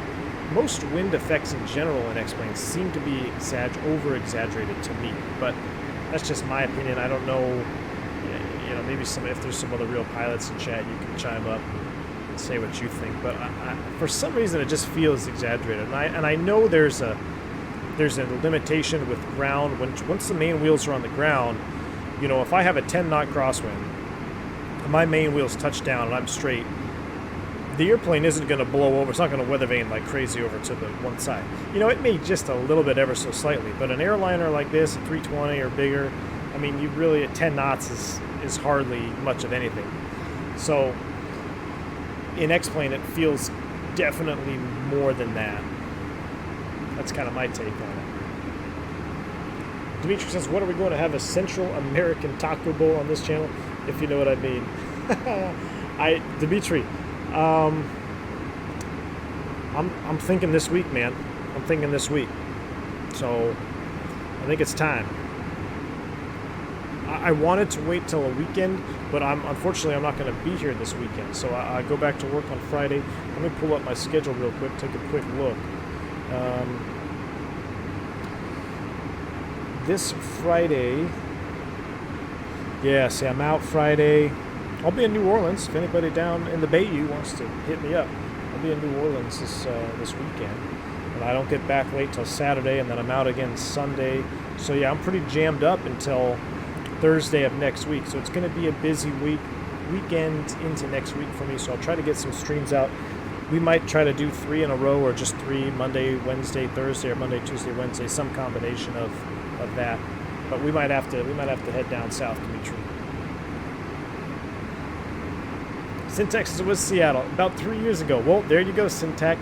Exactly, man. That go-around, if you look at a go-around at Seattle, its initial altitude, it says level off at 2,000, and then climb and maintain 5,000 after passing a certain fix. So how are we looking here? I don't want to get high. We got to pay attention to pretty soon. No, we're still good. Where's our... Belfur's up there. So yeah, we still got a little bit of time. What's our total distance right now?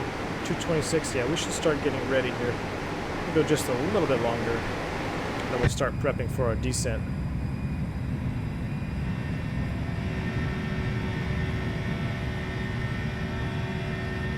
But yeah, that Seattle go-around, man, they might have, you know, initially thought it was 5,000, and then they corrected themselves in the chart, and it was 2,000. Level off, float somebody. Island Piper says, I'll be here at E18 waiting but chilling at the satellite terminal until then. Excellent, Island Piper, man. We'll definitely go by that satellite, wave, say hello.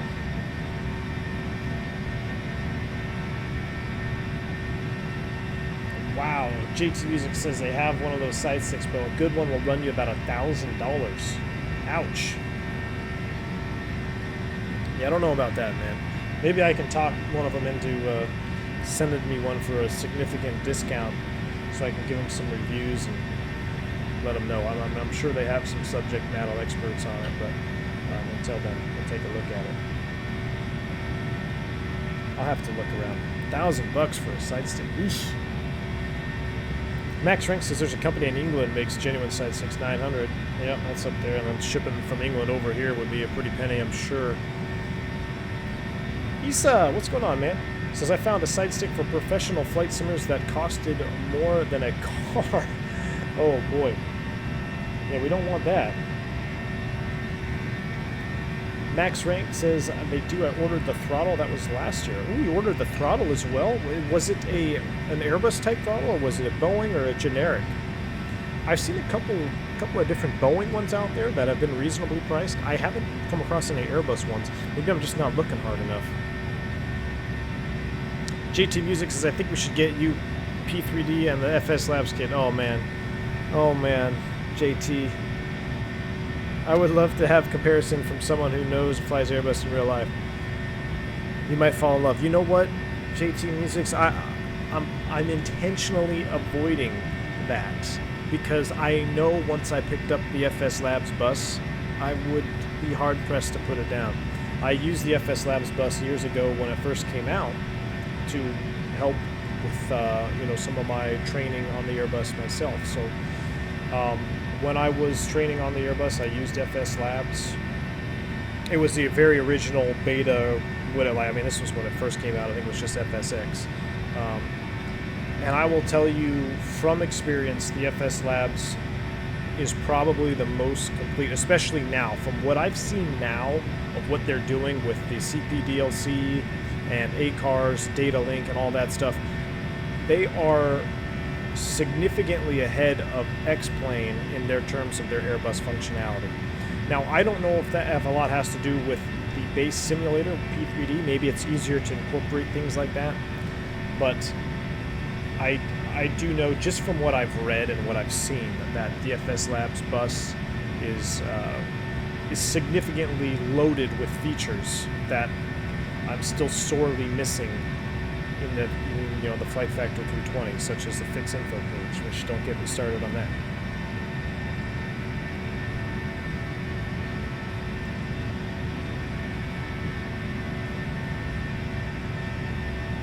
Dimitri says use a 30% in active sky for wind. Yes, Dimitri, you're absolutely right. I should mention that. Since adjusting that, it does help significantly.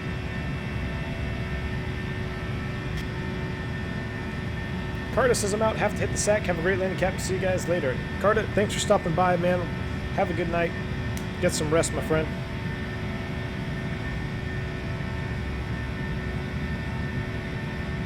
Have I ever thought about VR? I have thought about VR a little bit. Problem with that is I like to look around when I'm on my computer. I got dogs, and I like to have a cold adult beverage sometimes, or in this case, a nice glass of wine. And if I was under the VR hood, I'd miss all that. Plus, who knows? My wife might come over and stab me in the neck. So you never know when you're under the hood of VR. So I've kind of it hasn't been too much of an interest to me. I know it's a fantastic. It can be absolutely fantastic. I have friends that run the VR setup, and they say it's incredible. So I'm not trying it intentionally because, like I said, I'll probably get hooked on it, and I want to just stay VR. My dogs will start whipping up the house, and I won't even see it. Max Rank says exact replica of the Airbus Quadrant with working servos. $4,000. Man, that is up there. But hey, if it's an exact replica with working servos, man, that's hardcore, man. That's hardcore. That's got to be pretty sweet, though, to be able to just reach down here and manipulate the Quadrant as it should in real life. That's really cool. All right, we're going to start setting up here. Dimitri says, I have a $40 Logitech Extreme Pro, and I have not the slightest issue in X-Plane for years, and I have logged over 2,000 Airbus videos. And so, excellent, man. Yeah, I haven't had any issues with my Warthog either, knock on wood, so I'm gonna just keep it going. Issa says Airbus is just not as popular as the Boeing, unfortunately. Well, I don't know, man. After Boeing has had 0 emissions on that 73 Max for the whole of 2020, I don't know, you may have to rerun that. Popular opinion. Uh-oh, what happened? I got stuck in some weird zoom view. That was weird. Alright. So we're going to go ahead and close these. I don't even need to look at Dallas charts. I have the whole thing memorized pretty much, so why don't we just come over here. Let's go ahead and get set up for arrival. We'll scroll that down, pop out our ND. Let's take a look, enter destination data. That's what we are doing. Flight plan. Constraints are on. Let's take a look. Belfer. Lettons are constraint 30 and 24, 290 knots. That's in there. Zubov, Victory, Jovam, Missile, Siler, After silent, we'll brake right and continue on downwind to kaboom, fuel, and then we're vectored to days, which is the beginning of the ILS for runway 35 center. That looks fantastic. I'm going to leave that in there. There's our missed approach procedure. If we got to fly that, which we may end up doing on a missed approach, we're going to go straight out. Bossy, hold right turns, 356 inbound. That's in the box, matches the plate. Rad nav. We're not going to hard tune anything on this approach. We're going to auto tune it. I'm going to go ahead and put 35 center in the runway here. DFW 35 center. In the secondary here, I'll show you guys a secondary approach back in here. So perf, fuel. And what we'll do in the secondary is I'm going to go secondary. I'm going to go arrival. What we'll do is, since we're going to go missed off 35 center, we'll come back around and we'll request 35 left. Request 35 left with no via, and I should be able to select no star.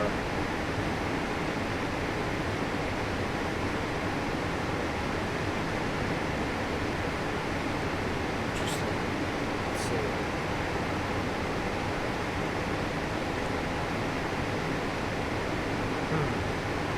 It won't let me select no star.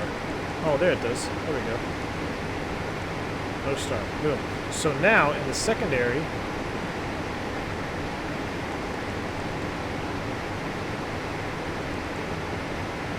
got some weird stuff.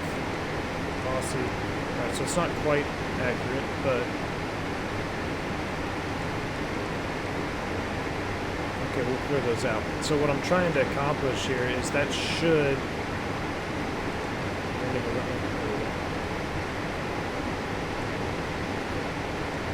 in the real bus, you can just select no star and it will clear out everything prior.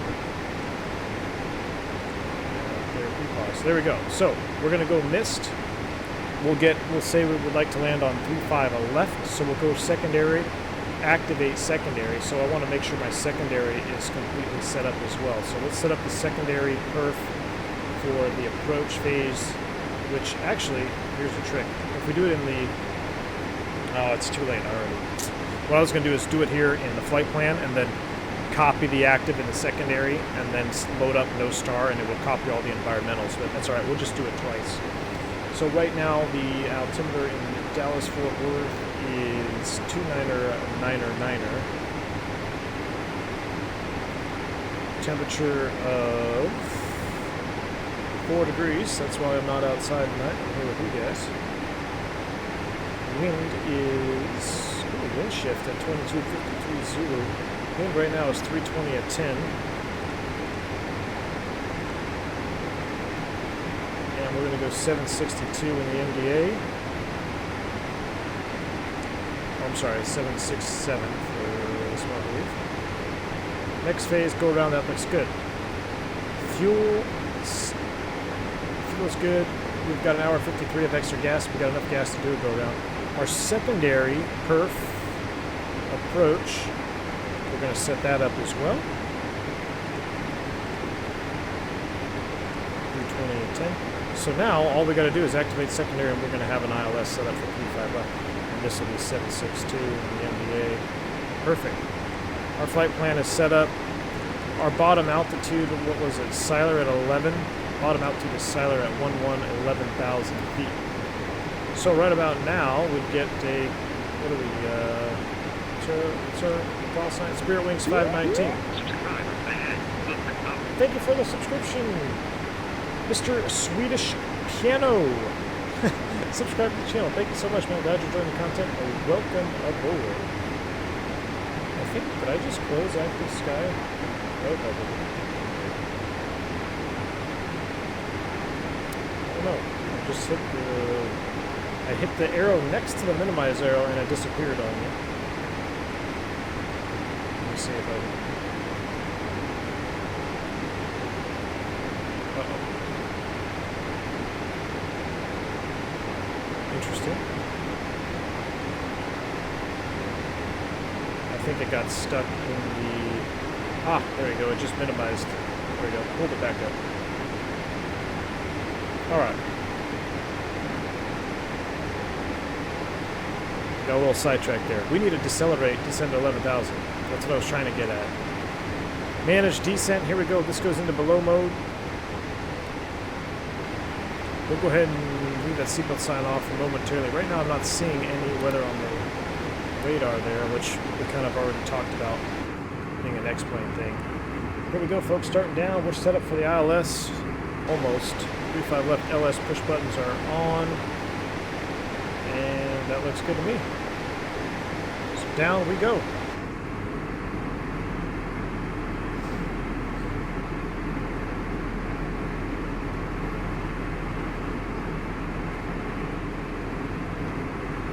Alright.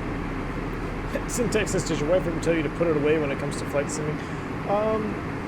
Sometimes. Sometimes she does, man. For the most part, she's pretty supportive, though, which is awesome.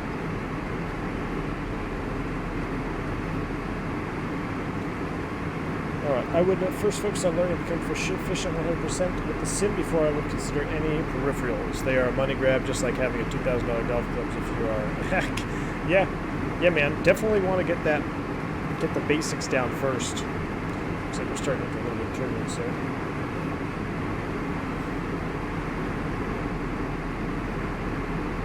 Cosmic says, I just seen the time, nearly 1 a.m. here. Gotta get out here. Catch you on the week. Later, Cosmic. Have a good one, man. I can't believe you're still up. Wow. I hope you were missioning editing for DCS. Alright, let's go ahead and make sure we are going to be complying. More drag here. Are we behind? We are behind. Are we going to make Letton below 30 at 290 knots? Well, we're below 30. I don't think we're going to make 290 knots. We can help it out with some speed brakes. Let's go half speed brakes. There we go. 320 with the autopilot on. Even if you go full deflection on the speed brake handle, you're still only going to get half deflection in speed brakes. Just a niche 320 thing. Let's go ahead and get some lights on in here. Turn those up. Turn those up. How is our cabin? 23. Everything's pretty good. Everyone's nice and cozy. Clear out those scratch pad messages there and the FOs will do. Looks like we're still a little bit behind the 8-ball on our descent here. We'll catch up to it. We'll go ahead and get the seatbelt sign on. Come over here to the FAT panel. They're going to get the cabin ready, so all their lights will come on here momentarily. Check this lighting out. Those are all my mods and sponsors up here in first class. I'm going to have to get a bigger first class the way you guys are. I love the cockpit lighting in here, though. This is freaking cool. Row 1, Charlie. Let's go ahead. But you know what? I think I already have the saved view. There we go. Boom.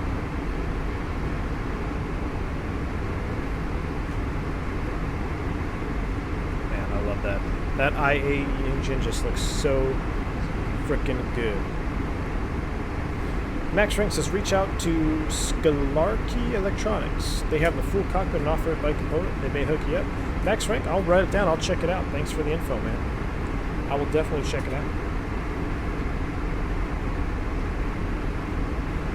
Home of the Bear Fair. Here we go. On the descent, I can hear the rain down there. That was a pretty benign flyby. Makes me a little bit depressed. There's an active sky weather reload. Alright, we'll go ahead and get that seatbelt sign. Oh, it's already on. Perfect. 22.6, so we're below that. We're catching up to our VNAV path. That's good. Let me get our screens up. Perfect. Catch up to the VNAV path. Cabin's going to go back to dim. We're going to go dim across the board.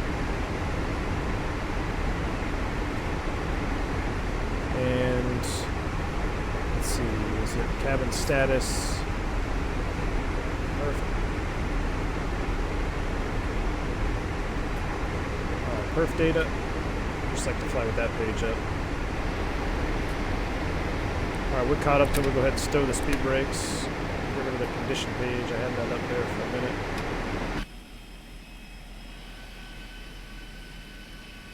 Down we go.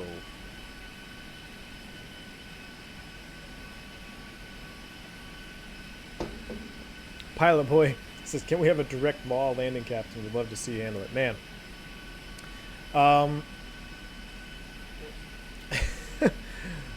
Boy. I mean, we can try it if you want. Probably on the second approach. I can put it into alternate law. We'll take a look at the weather down there. Pilot Boy, let me get down. Let me do an approach. We're going to go mist. And then if the weather's fine, you know, I can force it in alternate mode or alternate law. And then when I put the gear down, it should go to direct mode. And then we'll do a direct landing, which, I mean, hey, let's do it, right? Full send it.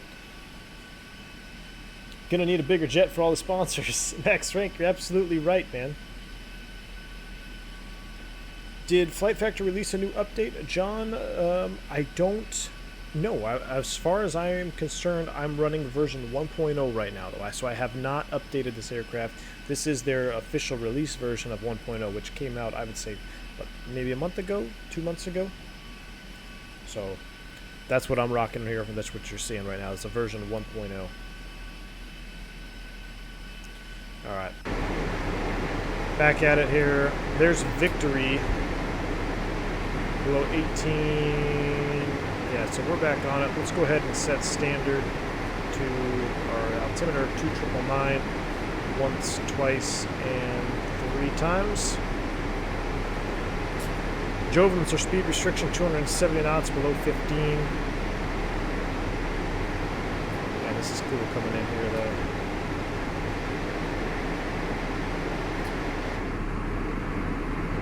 That's a cool shot. Look at the river, Red River in the background. I think that's a Red River.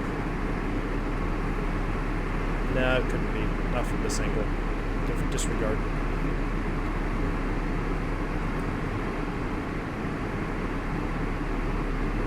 I love how the beacon light just flashes on the engine. It's something so simple.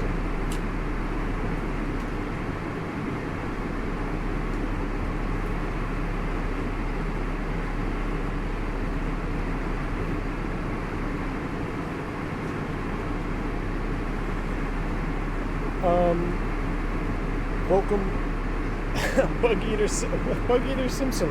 Welcome aboard, man. Just in time for the landing. We're on our descent now into Dallas-Fort Worth. Welcome aboard. It says, welcome to 2020 and YouTube commercials out the wazoo.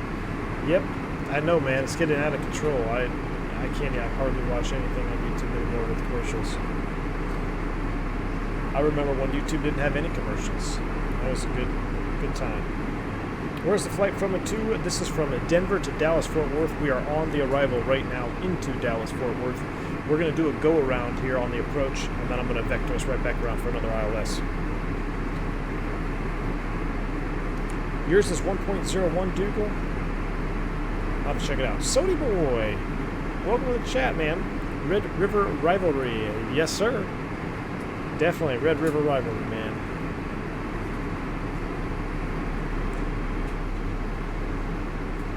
Beautiful thrust idle descent.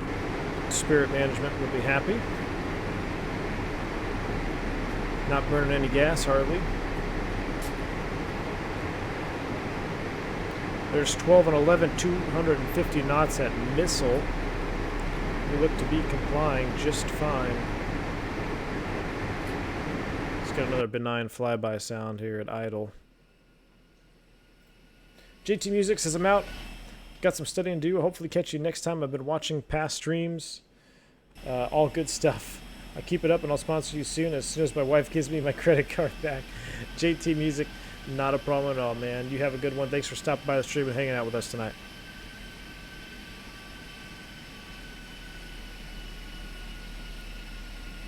JCP doing some pre-solo work right now, about a month away. JCP123, fantastic, man. That's exciting. I'm excited for you. Pre-solo, that's a very fun place to be. I still remember my first solo to this day. Syntech says, if you got paid double the pay and flew half the time, would you fly a private jet if it meant losing seniority? Dean Michaels has become a member of the channel, another commercial pilot on board. Ladies and gentlemen, my members, let's get some positive rates out there from Dean Michaels. Welcome aboard, my friend. If you're familiar, I swear I'm gonna make this command so I don't have to say it every time. V1 After Dark content for members only. Check it out. As well as if you use your Discord, sync your Discord to your YouTube, get the V1 After Dark member tag, as well as access the V1 After Dark channel in the Discord, and check the community tab periodically because I do post to my members individually, whether it be private pilots or commercial members. So welcome aboard, Dean. Glad to have you here. Back to a syntax question. If I got paid double and flew half the time, Syntac, if they guaranteed that I could fly for them until 65 or retirement age, then yes. But that's the only problem. I left a very cushy corporate job before even flying cargo. So not a lot of you guys know about this unless you have been a member and been watching some of my podcasts probably. But before I flew freight, I actually flew some corporate jets around. I had a pretty cushy job flying a Part 91. And I left it for the stability of an airline. So it's not, it is mostly, airline stuff is basically all seniority, but you also have to think about long-term stability, and if you're having a family and insurance benefits and things like that, travel benefits. So that's a question to have in there, you know. But hey, paid double, flew half the time. And if they guaranteed me a job until I was 65, then yeah, probably, man. Who wouldn't? So, good question, though. Making me think. Dylan GD says, I just took off from DFW. You can see on Project Fly on the Spirit 320. I didn't even know I'm going to Phoenix. Awesome, man. Dave R. coming in with a $10 bomb donation. Thank you so much for that, man. I really appreciate it. Thank you for supporting the stream. He says, here's $10 to help with the Cessna 310 2000 stream. Dave R., all right, man, you sold me. I'm going to get that 310 after the stream. While my V1 After Dark podcast is rendering for you guys, I'm going to pick up the 310. We're going to have to do another dually stream. Maybe 310, Cessna 310 and MD-80. Did you guys enjoy the MD-80?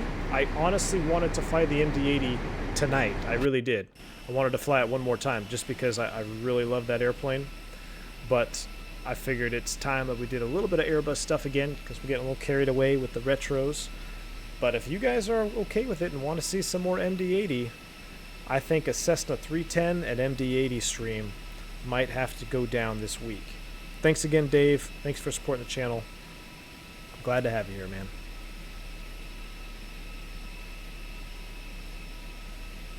Pilot Boy says, think about it. You fly almost 110 miles with using very little fuel. Compare that to the car. Absolutely, man. Issa says, is it just me or does the tollless load and alarm go off immediately after turning the batteries on, although everything is fine? Load in and alarm goes off immediately after turning the batteries on.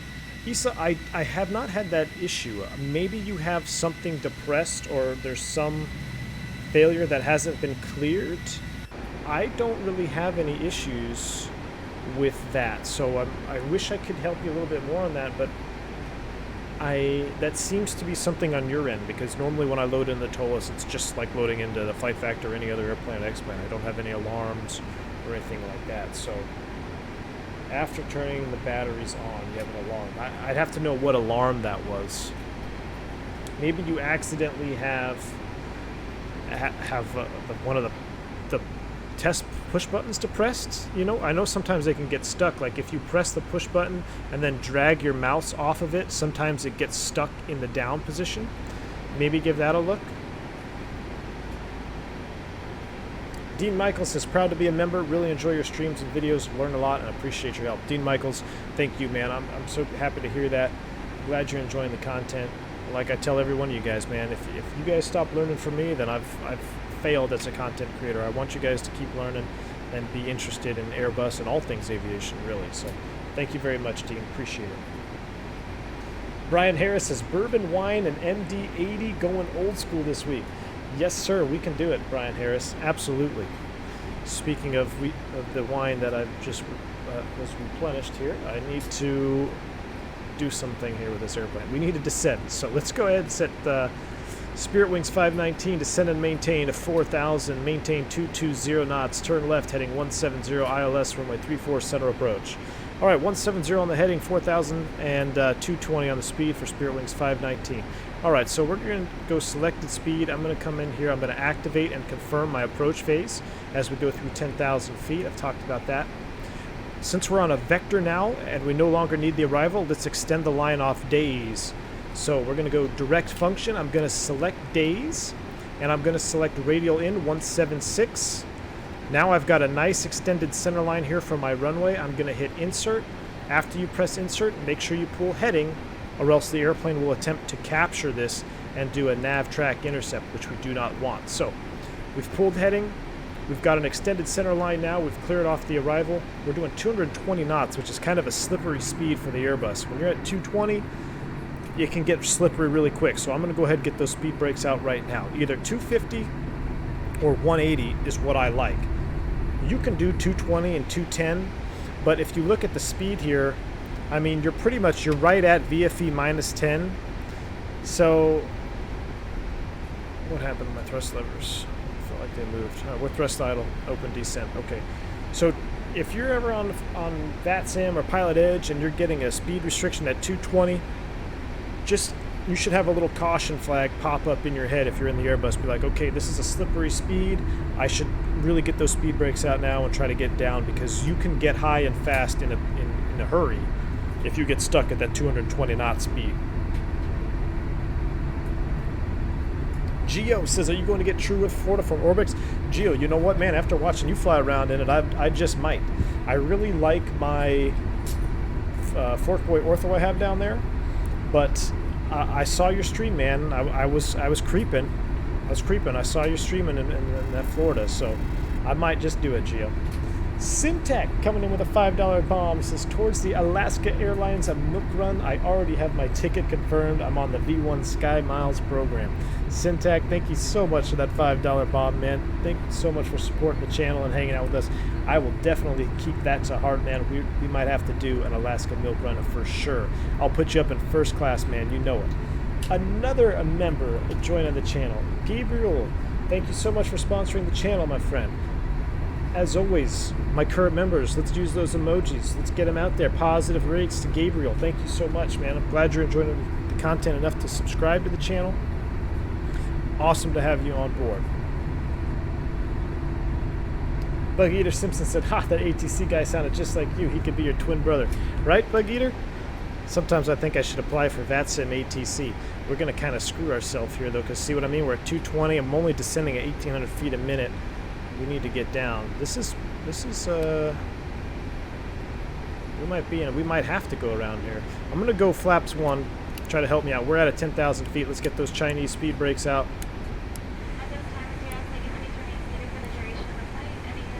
Let's help with a little extra drag. Gosh, I love those lights on there and the reflection. Geo says it's your home state in Florida. All right, man. All right. I'm really looking at it, Gio. I really am. Jeff Faviano, welcome to the chat. He says, I'm excited for the Vertical Sim at KTPA. That will be nice with the Orbix True Florida. I am stoked for Vertical Sim Tampa, Jeff Faviano. Welcome aboard, man. Glad to have you here. Definitely love Vertical Sim's products. I think he does a fantastic job with his airports. And to put that in there with Orbix True Florida, man, we're going to have some fun places to fly to. All right, there's 4,000 feet. Spirit Wings 519, a turn left, heading 110, descend and maintain 3,000. All right, descend and maintain 3,000, 110 on the heading for Spirit Wings 519. I keep wanting to say cactus. I feel like we've been doing a lot of US Airways streams. My speed brakes are still out, I know that. But I want them out. Spirit Wings 519, continue left turn, heading 020. You're 11 miles from days, maintain 3,000 until established, cleared ILS, 35 center approach.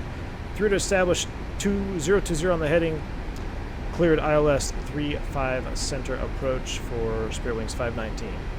Alright, so we're in the ice as well. I'm getting a little beat by what I'm telling you about here with 220 knots. We're already getting a little bit slippery. 220, we're level 3000. Right now we're cleared approach, so I'm going to come straight back to 180. We're cleared approach, like I said, so approach push button armed, AP2. Let's go ahead and get rid of the speed brake now. I got glide slope blue, low blue, cat 3 dual, autopilot 1+2. How are we looking outside? Man, looking freaking juicy right now. That is some serious juice.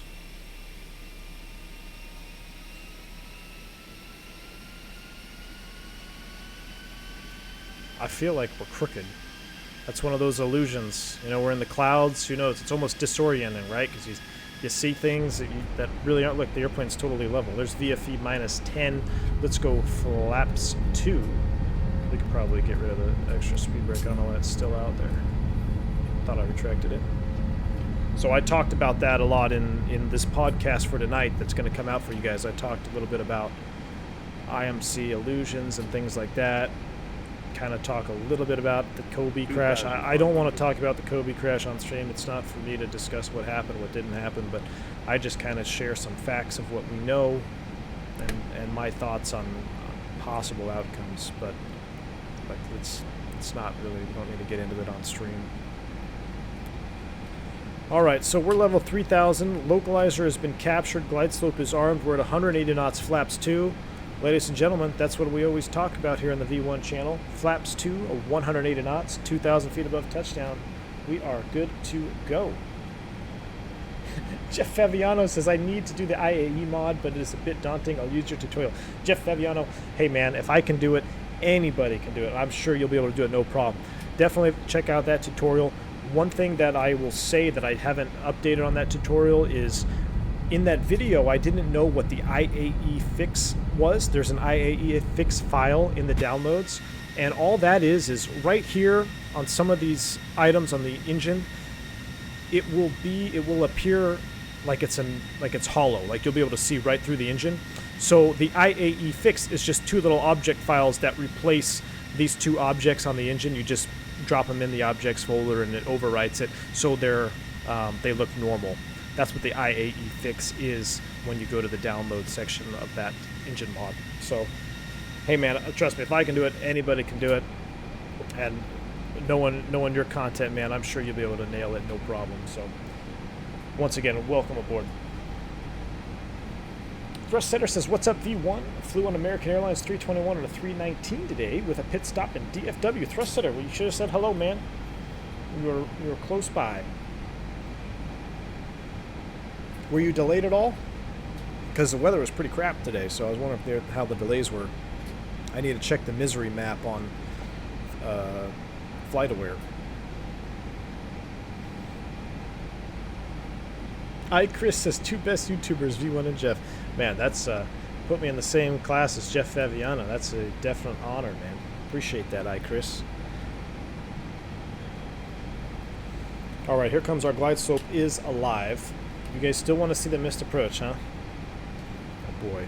All right, so we're going to run it. We're going to do a low altitude miss. I'm going to take it all the way down, and then we'll go from there. We'll just do a full-blown mist, and then I'll activate secondary. We'll vector ourselves in for the ILS 35 left, which is actually closer to the terminal, so it'll work out. But this is a full-blown ILS right now. We are, if we were picking up ice, let me see if this is modeled. Here is the ice light. Okay, so no, it's not. When I turn that switch on, this probe should light up so you can see if you're accumulating ice at night. I've got some cool pictures of some really heavy icing conditions that I've encountered recently. Some of the most heavy ice accretion that I've ever encountered in the Airbus. I'll try to put those in the Discord for you here. Happened to me, I think, in December. All right, there is glide slope capture. Our missed approach altitude is 3,000. That is set. Here comes 2,000 feet above touchdown zone because it's 2,600. So let's go ahead and manage speed. Gear down. Arm the speed brakes. Let's take a look at this.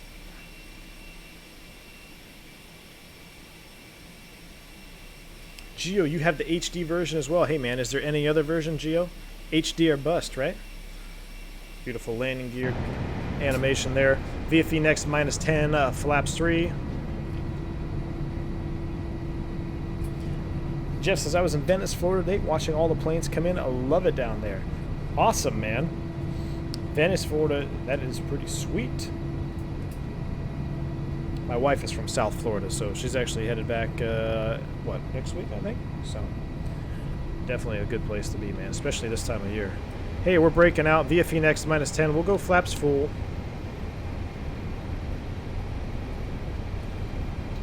We're out of the ice now, so I'm going to go ahead and turn off the ice and cabin check. So we're going to come over here, fat panel, cabin ready. All right, so I'm going to take control. We're going to do this full blown. I hope I don't screw this up too bad. I already forget how to do a missed approach. All right, so we're going to take it all the way down, a hand flying. I'll take it down to about minimums, 200 feet or so. 1,000. 1,000 stable. Cabin crew advised, auto thrust speed, ECAM memo, landing all green. Auto brakes are off, landing checks complete, clear to land, 3-5 center.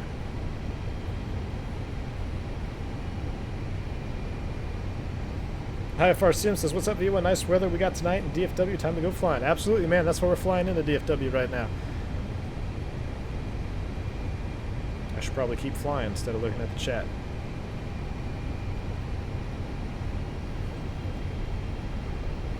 Dougal says you've got the HD Orbix. It's expensive though. Whew. I know, man. 500. You're not lying. 400.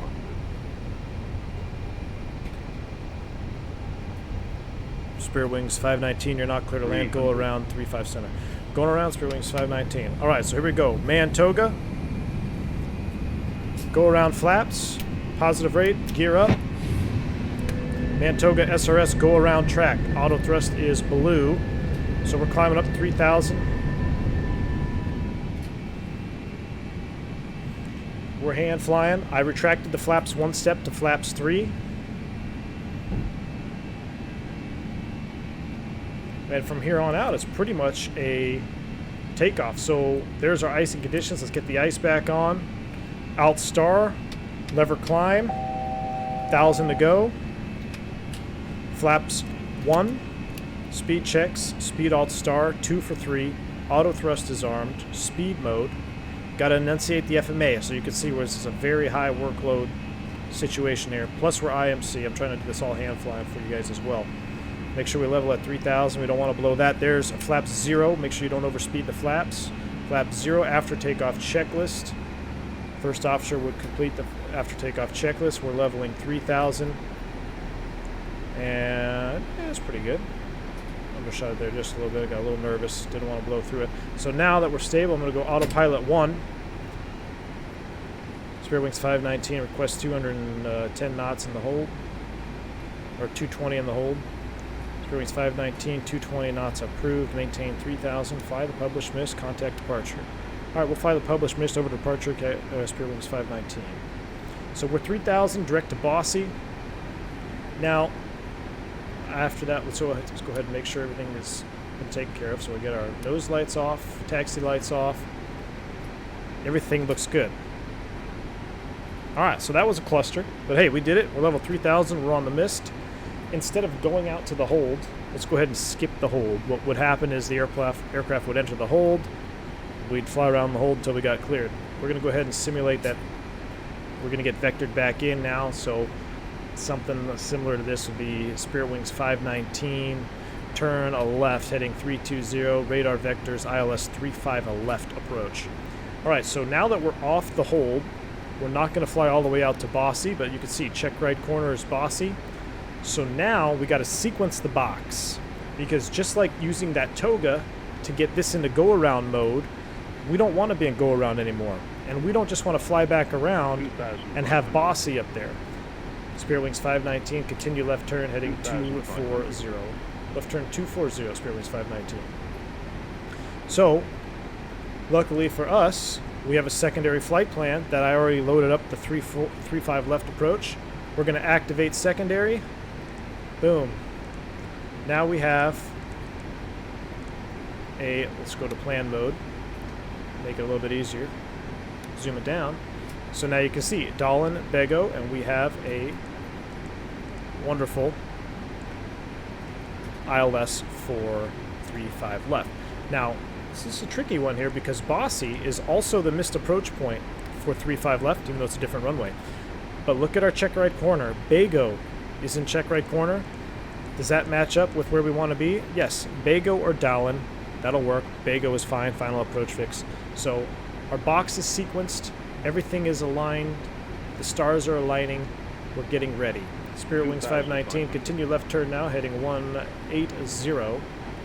180 Spirit Wings 519. We have to go through, do another approach checklist, make sure that's loaded. We want to make sure our minimums are set. I don't see the minimums. 762, so that's a bug. So 762 should be shown here in our FMA, but it's not. So congratulations, FlightFactor. Continue our turn here, 180. Now we're back on downwind. Whew. All right. So for those that were requesting the go-around, that's a go-around, and that went a little bit smoother than normal. More often than not, because I knew it was coming. But you get one of those when you're totally not expecting it. You can imagine where it would get a little bit clustery in the cockpit up there. So we'll do an auto brakes. We're not going to do auto brakes landing on this one when you guys mentioned it in the chat, but I'm going to keep them off. A Legionnaire A320 319. Thanks for the reminder, but I'm going to keep them off for this approach. When it's real wet like this and it's been raining, I like to use manual brakes because, I mean, low brakes is fine, but it is a significant deceleration, and you never know if there's standing water or something like that. Dallas isn't too bad. They got really nice runways. They're grooved and all that, so you'd be fine using auto brakes, but as a personal preference for me, anytime there's been rain, something like that, I like to just have manual control of the brakes. Long expression video, should I buckle up? Nah, man, we're good. Do I have videos on RNAV approaches? Yes. Check out the check ride prep videos. So I have some A320 check ride prep. I believe it was the last one, or mock check ride. I go through 3 approaches. I do a localizer, an ILS, and an RNAV, and I do 2 go-arounds in both of them. So it's the A320 check ride prep video. You just skip to the end portion of it where we start doing approaches, and that's a real-life check ride that we do where I work. So I was prepping myself for a check ride, and I just did it for you on stream so you can see it. I also have one from years ago, before this channel even really got started. I was doing some check ride prep. You can look at that video as well, but for the most current one, it's just that A320 check ride, mock check ride, I believe it's titled.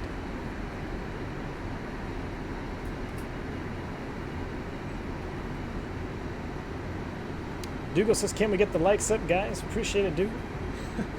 Low Pro Master, hello V1. How's it going, Low Pro? Welcome aboard. You just missed a go around there. We're going to go ahead and set up now for our landing. I'm going to go ahead and reduce speed to 180. VFE minus 10. Let's go flaps 1. Slats are dropping down. Oh, one thing that we don't want to forget is we have to reactivate and confirm. So this is a gotcha here. If you don't activate and confirm, when you go manage speed at 2,000 feet, the airplane's going to accelerate to 250 knots. So if you do a go around, make sure you resequence back to approach phase. Ah, there we go. Barrow 762. Now it popped up. All right. That doesn't happen in real life. It should pop up anyway, even if it's not active. But now it's showing. All right, VFE next to minus 10, flaps 2. Man, we're hard IMC tonight. Spirit Wings 5 and 19, a turn a left, heading 110. 110, Spirit Wings 519. Take a look, see where we are here. Pop these out.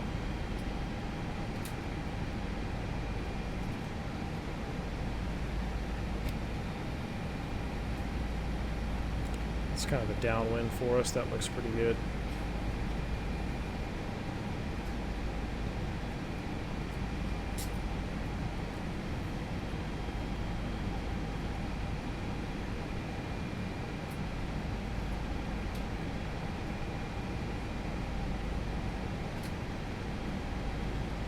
Luke E, do you have an RNAV approach tutorial video? Yeah, man.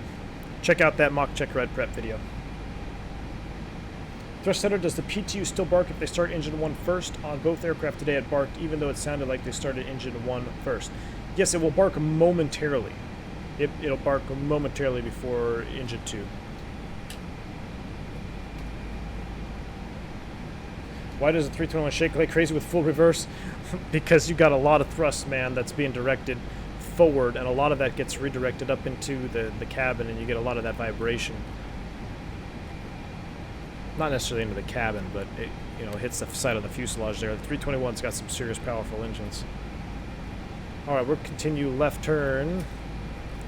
030, Spearwings 519, maintain, or, yeah, Spearwings 519, flighting 030, maintain 3,000 till established. You're 5 miles from Bego, cleared, ILS, runway 35 left approach.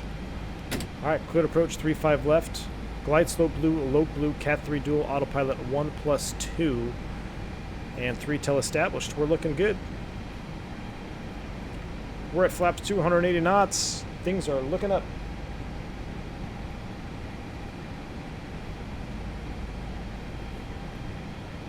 IFR Sim says, loving the gray clouds instead of jet black. Yeah, man, I agree. Got those lights on out there. Not much to see, though, for you guys. I mean, that's kind of cool right there. Spirit light up at night. Tell you what, man, that yellow grows on you. All right, we got Lodestar. 2,500. Bego is up here, so I could technically sequence the box 1 fix over, but I'm just going to go ahead and leave it right now. We're already on the Loke. Glide slope is armed. We're waiting until right about 2600 MSL, which is our 2,000 foot above touchdown, and we will configure for landing. Dimitri says, do you feel like checking out to see if the auto land works in this baby? You want to see an auto land? Glide slope star, Lodestar. We're not quite set up for an auto land. I'd have to go no DH. So to do a proper auto land, I kind of want to just land it manually tonight. But we can do an auto land next time. I mean, in the sim, yes, I could literally just let it land right now. It will auto land because it is Cat 3 dual. The aircraft will auto land right now if it wants to. But I kind of want to give it the old Texas try here. I haven't flown an airplane in a couple days. I need to start brushing up here. All right, here comes 2,600 feet. So remember, 2,000 feet above touchdown, not necessarily your AGL altitude where you are right now, because that can be different from the touchdown. So we'll manage speed, gear down, arm the speed brakes. Here they come. I love that thump and the gear sound. That looks pretty cool. We're getting bumped around a little bit too. V1, you're cleared for the option. Heck yeah, man. Alright, you can see with the landing gear down, the lights are on. Spearwings 519, clear to land, runway 35 left. Clear to land 35 left, Spearwings 519. VFNX minus 10, flaps 3. Fat panel, cabin ready. I'm surprised they got that fat panel there to realize we went around, had to rearm it. VFNX minus 10, flaps full. Oh, that's cool right there. Listen to that. My goodness.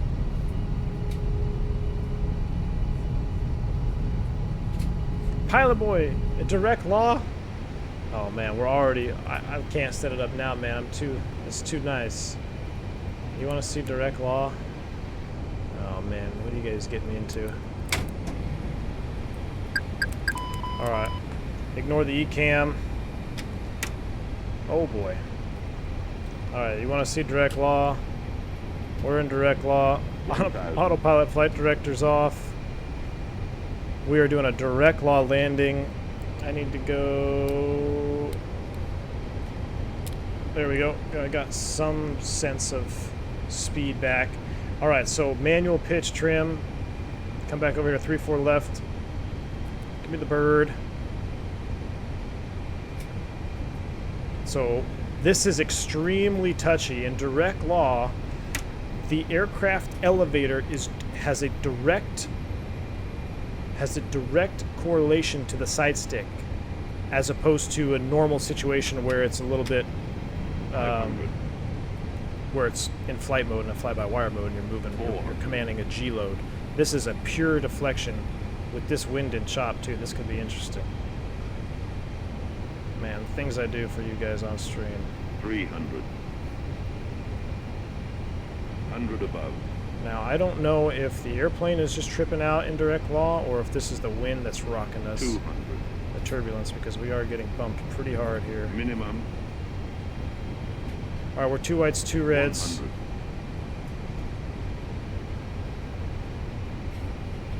50, 40, 30, 20, retard, retard, retard, 5.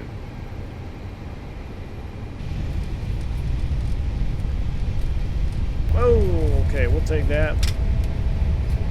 Reverse screen. Decel. We were a little low there. We're 43 feet over the threshold. We dragged it in just a tad. But I'll take that. 157. 70 knots. Oof, we are down. Ladies and gentlemen, welcome to Dallas Fort Worth. The local time is 7:23 p.m. Alright, I'm going to go ahead and fix this for you. You're welcome, pilot boy. Man. Hey, I'll take that at 157, man. Shoot. We drifted a little bit to the right there of center line.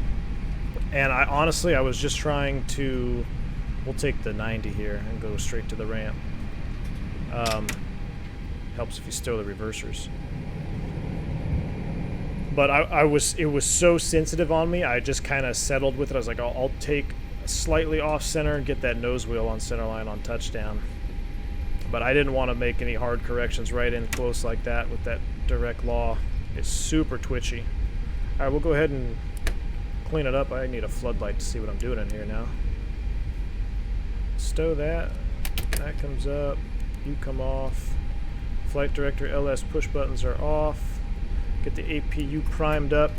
All right, where are we? We're pretty much right here at the satellite. We're going to go over to E18, which is here on the left-hand side. Spirit Wings 519, taxi the ramp with me, good night.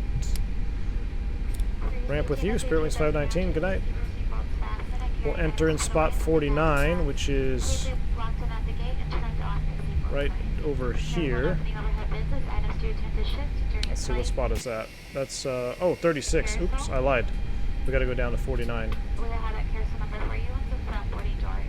And we can go ahead and clear the radar. We don't want to fry the ground crew down there. Captain Geo does not appreciate that. Go ahead and spool up the APU. Island Piper running back to E18. Heck yeah, man. Romulus, awesome job. Butter it out. Yes, sir. I'll take that. I'll take a 150. That's pretty much butter. That's butter in Captain Canada's playbook.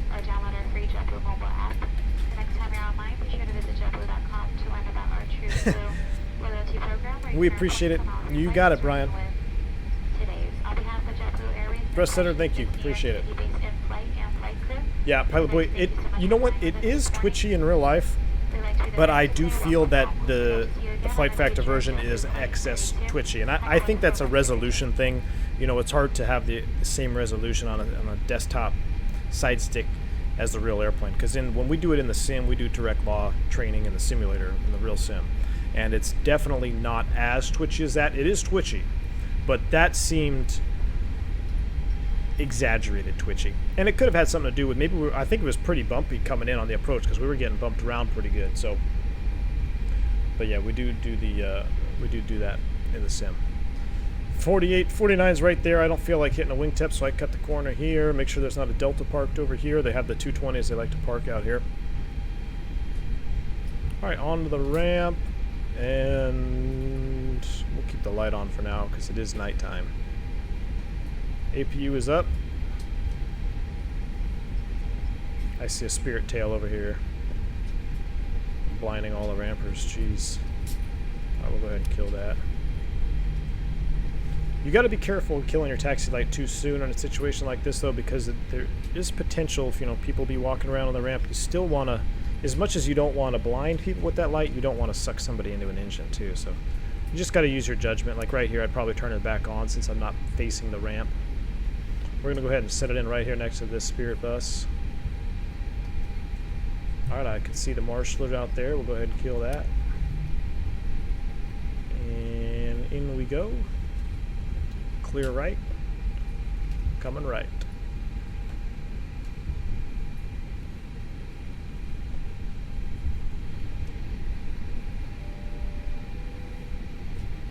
We got a 320 on the auto park. That matches up. That's always good. A little disconcerting when it says 757. I need to come right. Welcome to DFW E33, Texas Island Piper. Head over to 33, man. That's awesome. Those. Oh, shoot. Hey, bourbon wine made me do it. Parking brake set. We went a little bit far. Those escalators are there as well. That's pretty cool. All right, brakes are set. We've got power. We'll go ahead and kill engine 2, kill engine 1, seatbelt sign. Ladies and gentlemen, welcome to Dallas-Fort Worth. We have arrived. Spooling her down. Love those spool down sounds. Have I flown the Airbus into Mexico City? I have. Not in the sim. Not in a while. Been a long time since I've been down there. We definitely went a little bit too far, but hey. And we'll kill the beacon light below 5%, 10% N1. And at some point, oh yeah, jet bridge would connect over. Alright, before it's completely shut down, let's take a look at that replay, see what's going on here. So, since I do have track IR on still, I'm going to go ahead and disable real view. And we're going to put you into replay mode right here. Let's back it up.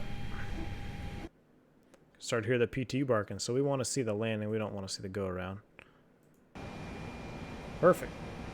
We'll watch it from right here. We'll get a little replay music in here for you. Captain Epidemic says, awesome go around and direct law, I think, landing. You got it. Epidemic was a direct law landing. We had a complete autopilot failure there last minute. We got it down on the ground. Island Piper run.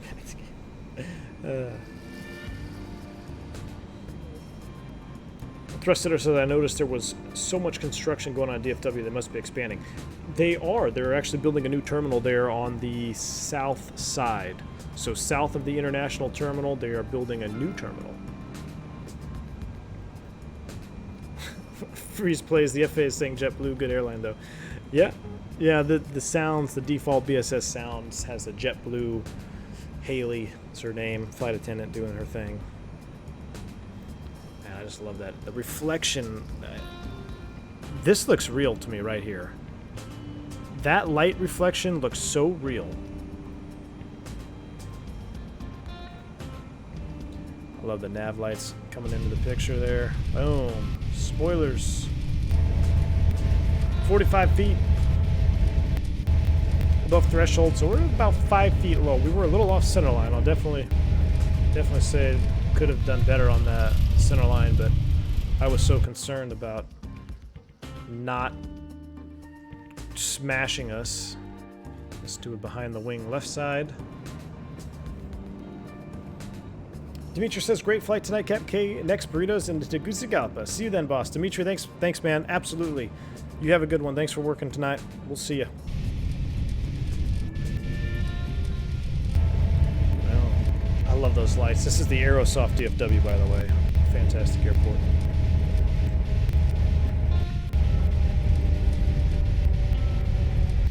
Back it up a little bit.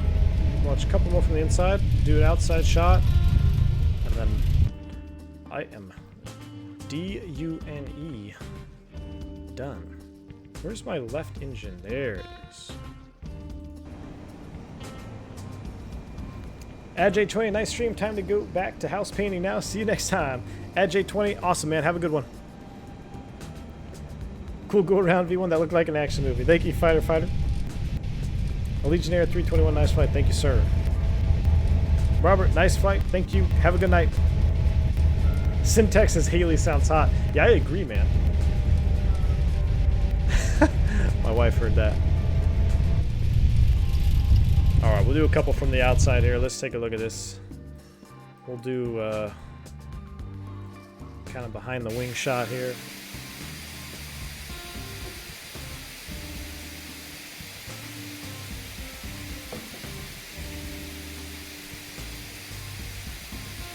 mean, you could see that it just wants to twitch.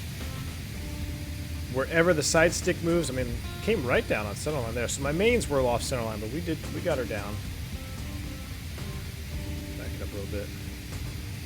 But there is no, I mean, you pitch back and then you let go, the airplane comes forward. So that's something that you got to take into account when you're in direct law. Unlike in normal law, you know, I pitch back, I can kind of just let go and it'll hold that pitch attitude. Not in direct law.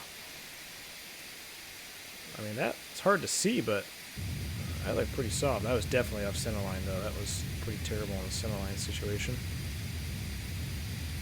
But for 3 glasses of wine, a couple beers later, I'll take it. All right, one more from right here. Then we'll do my favorite view. And then it is time to get out of here. Look at the reflections right there.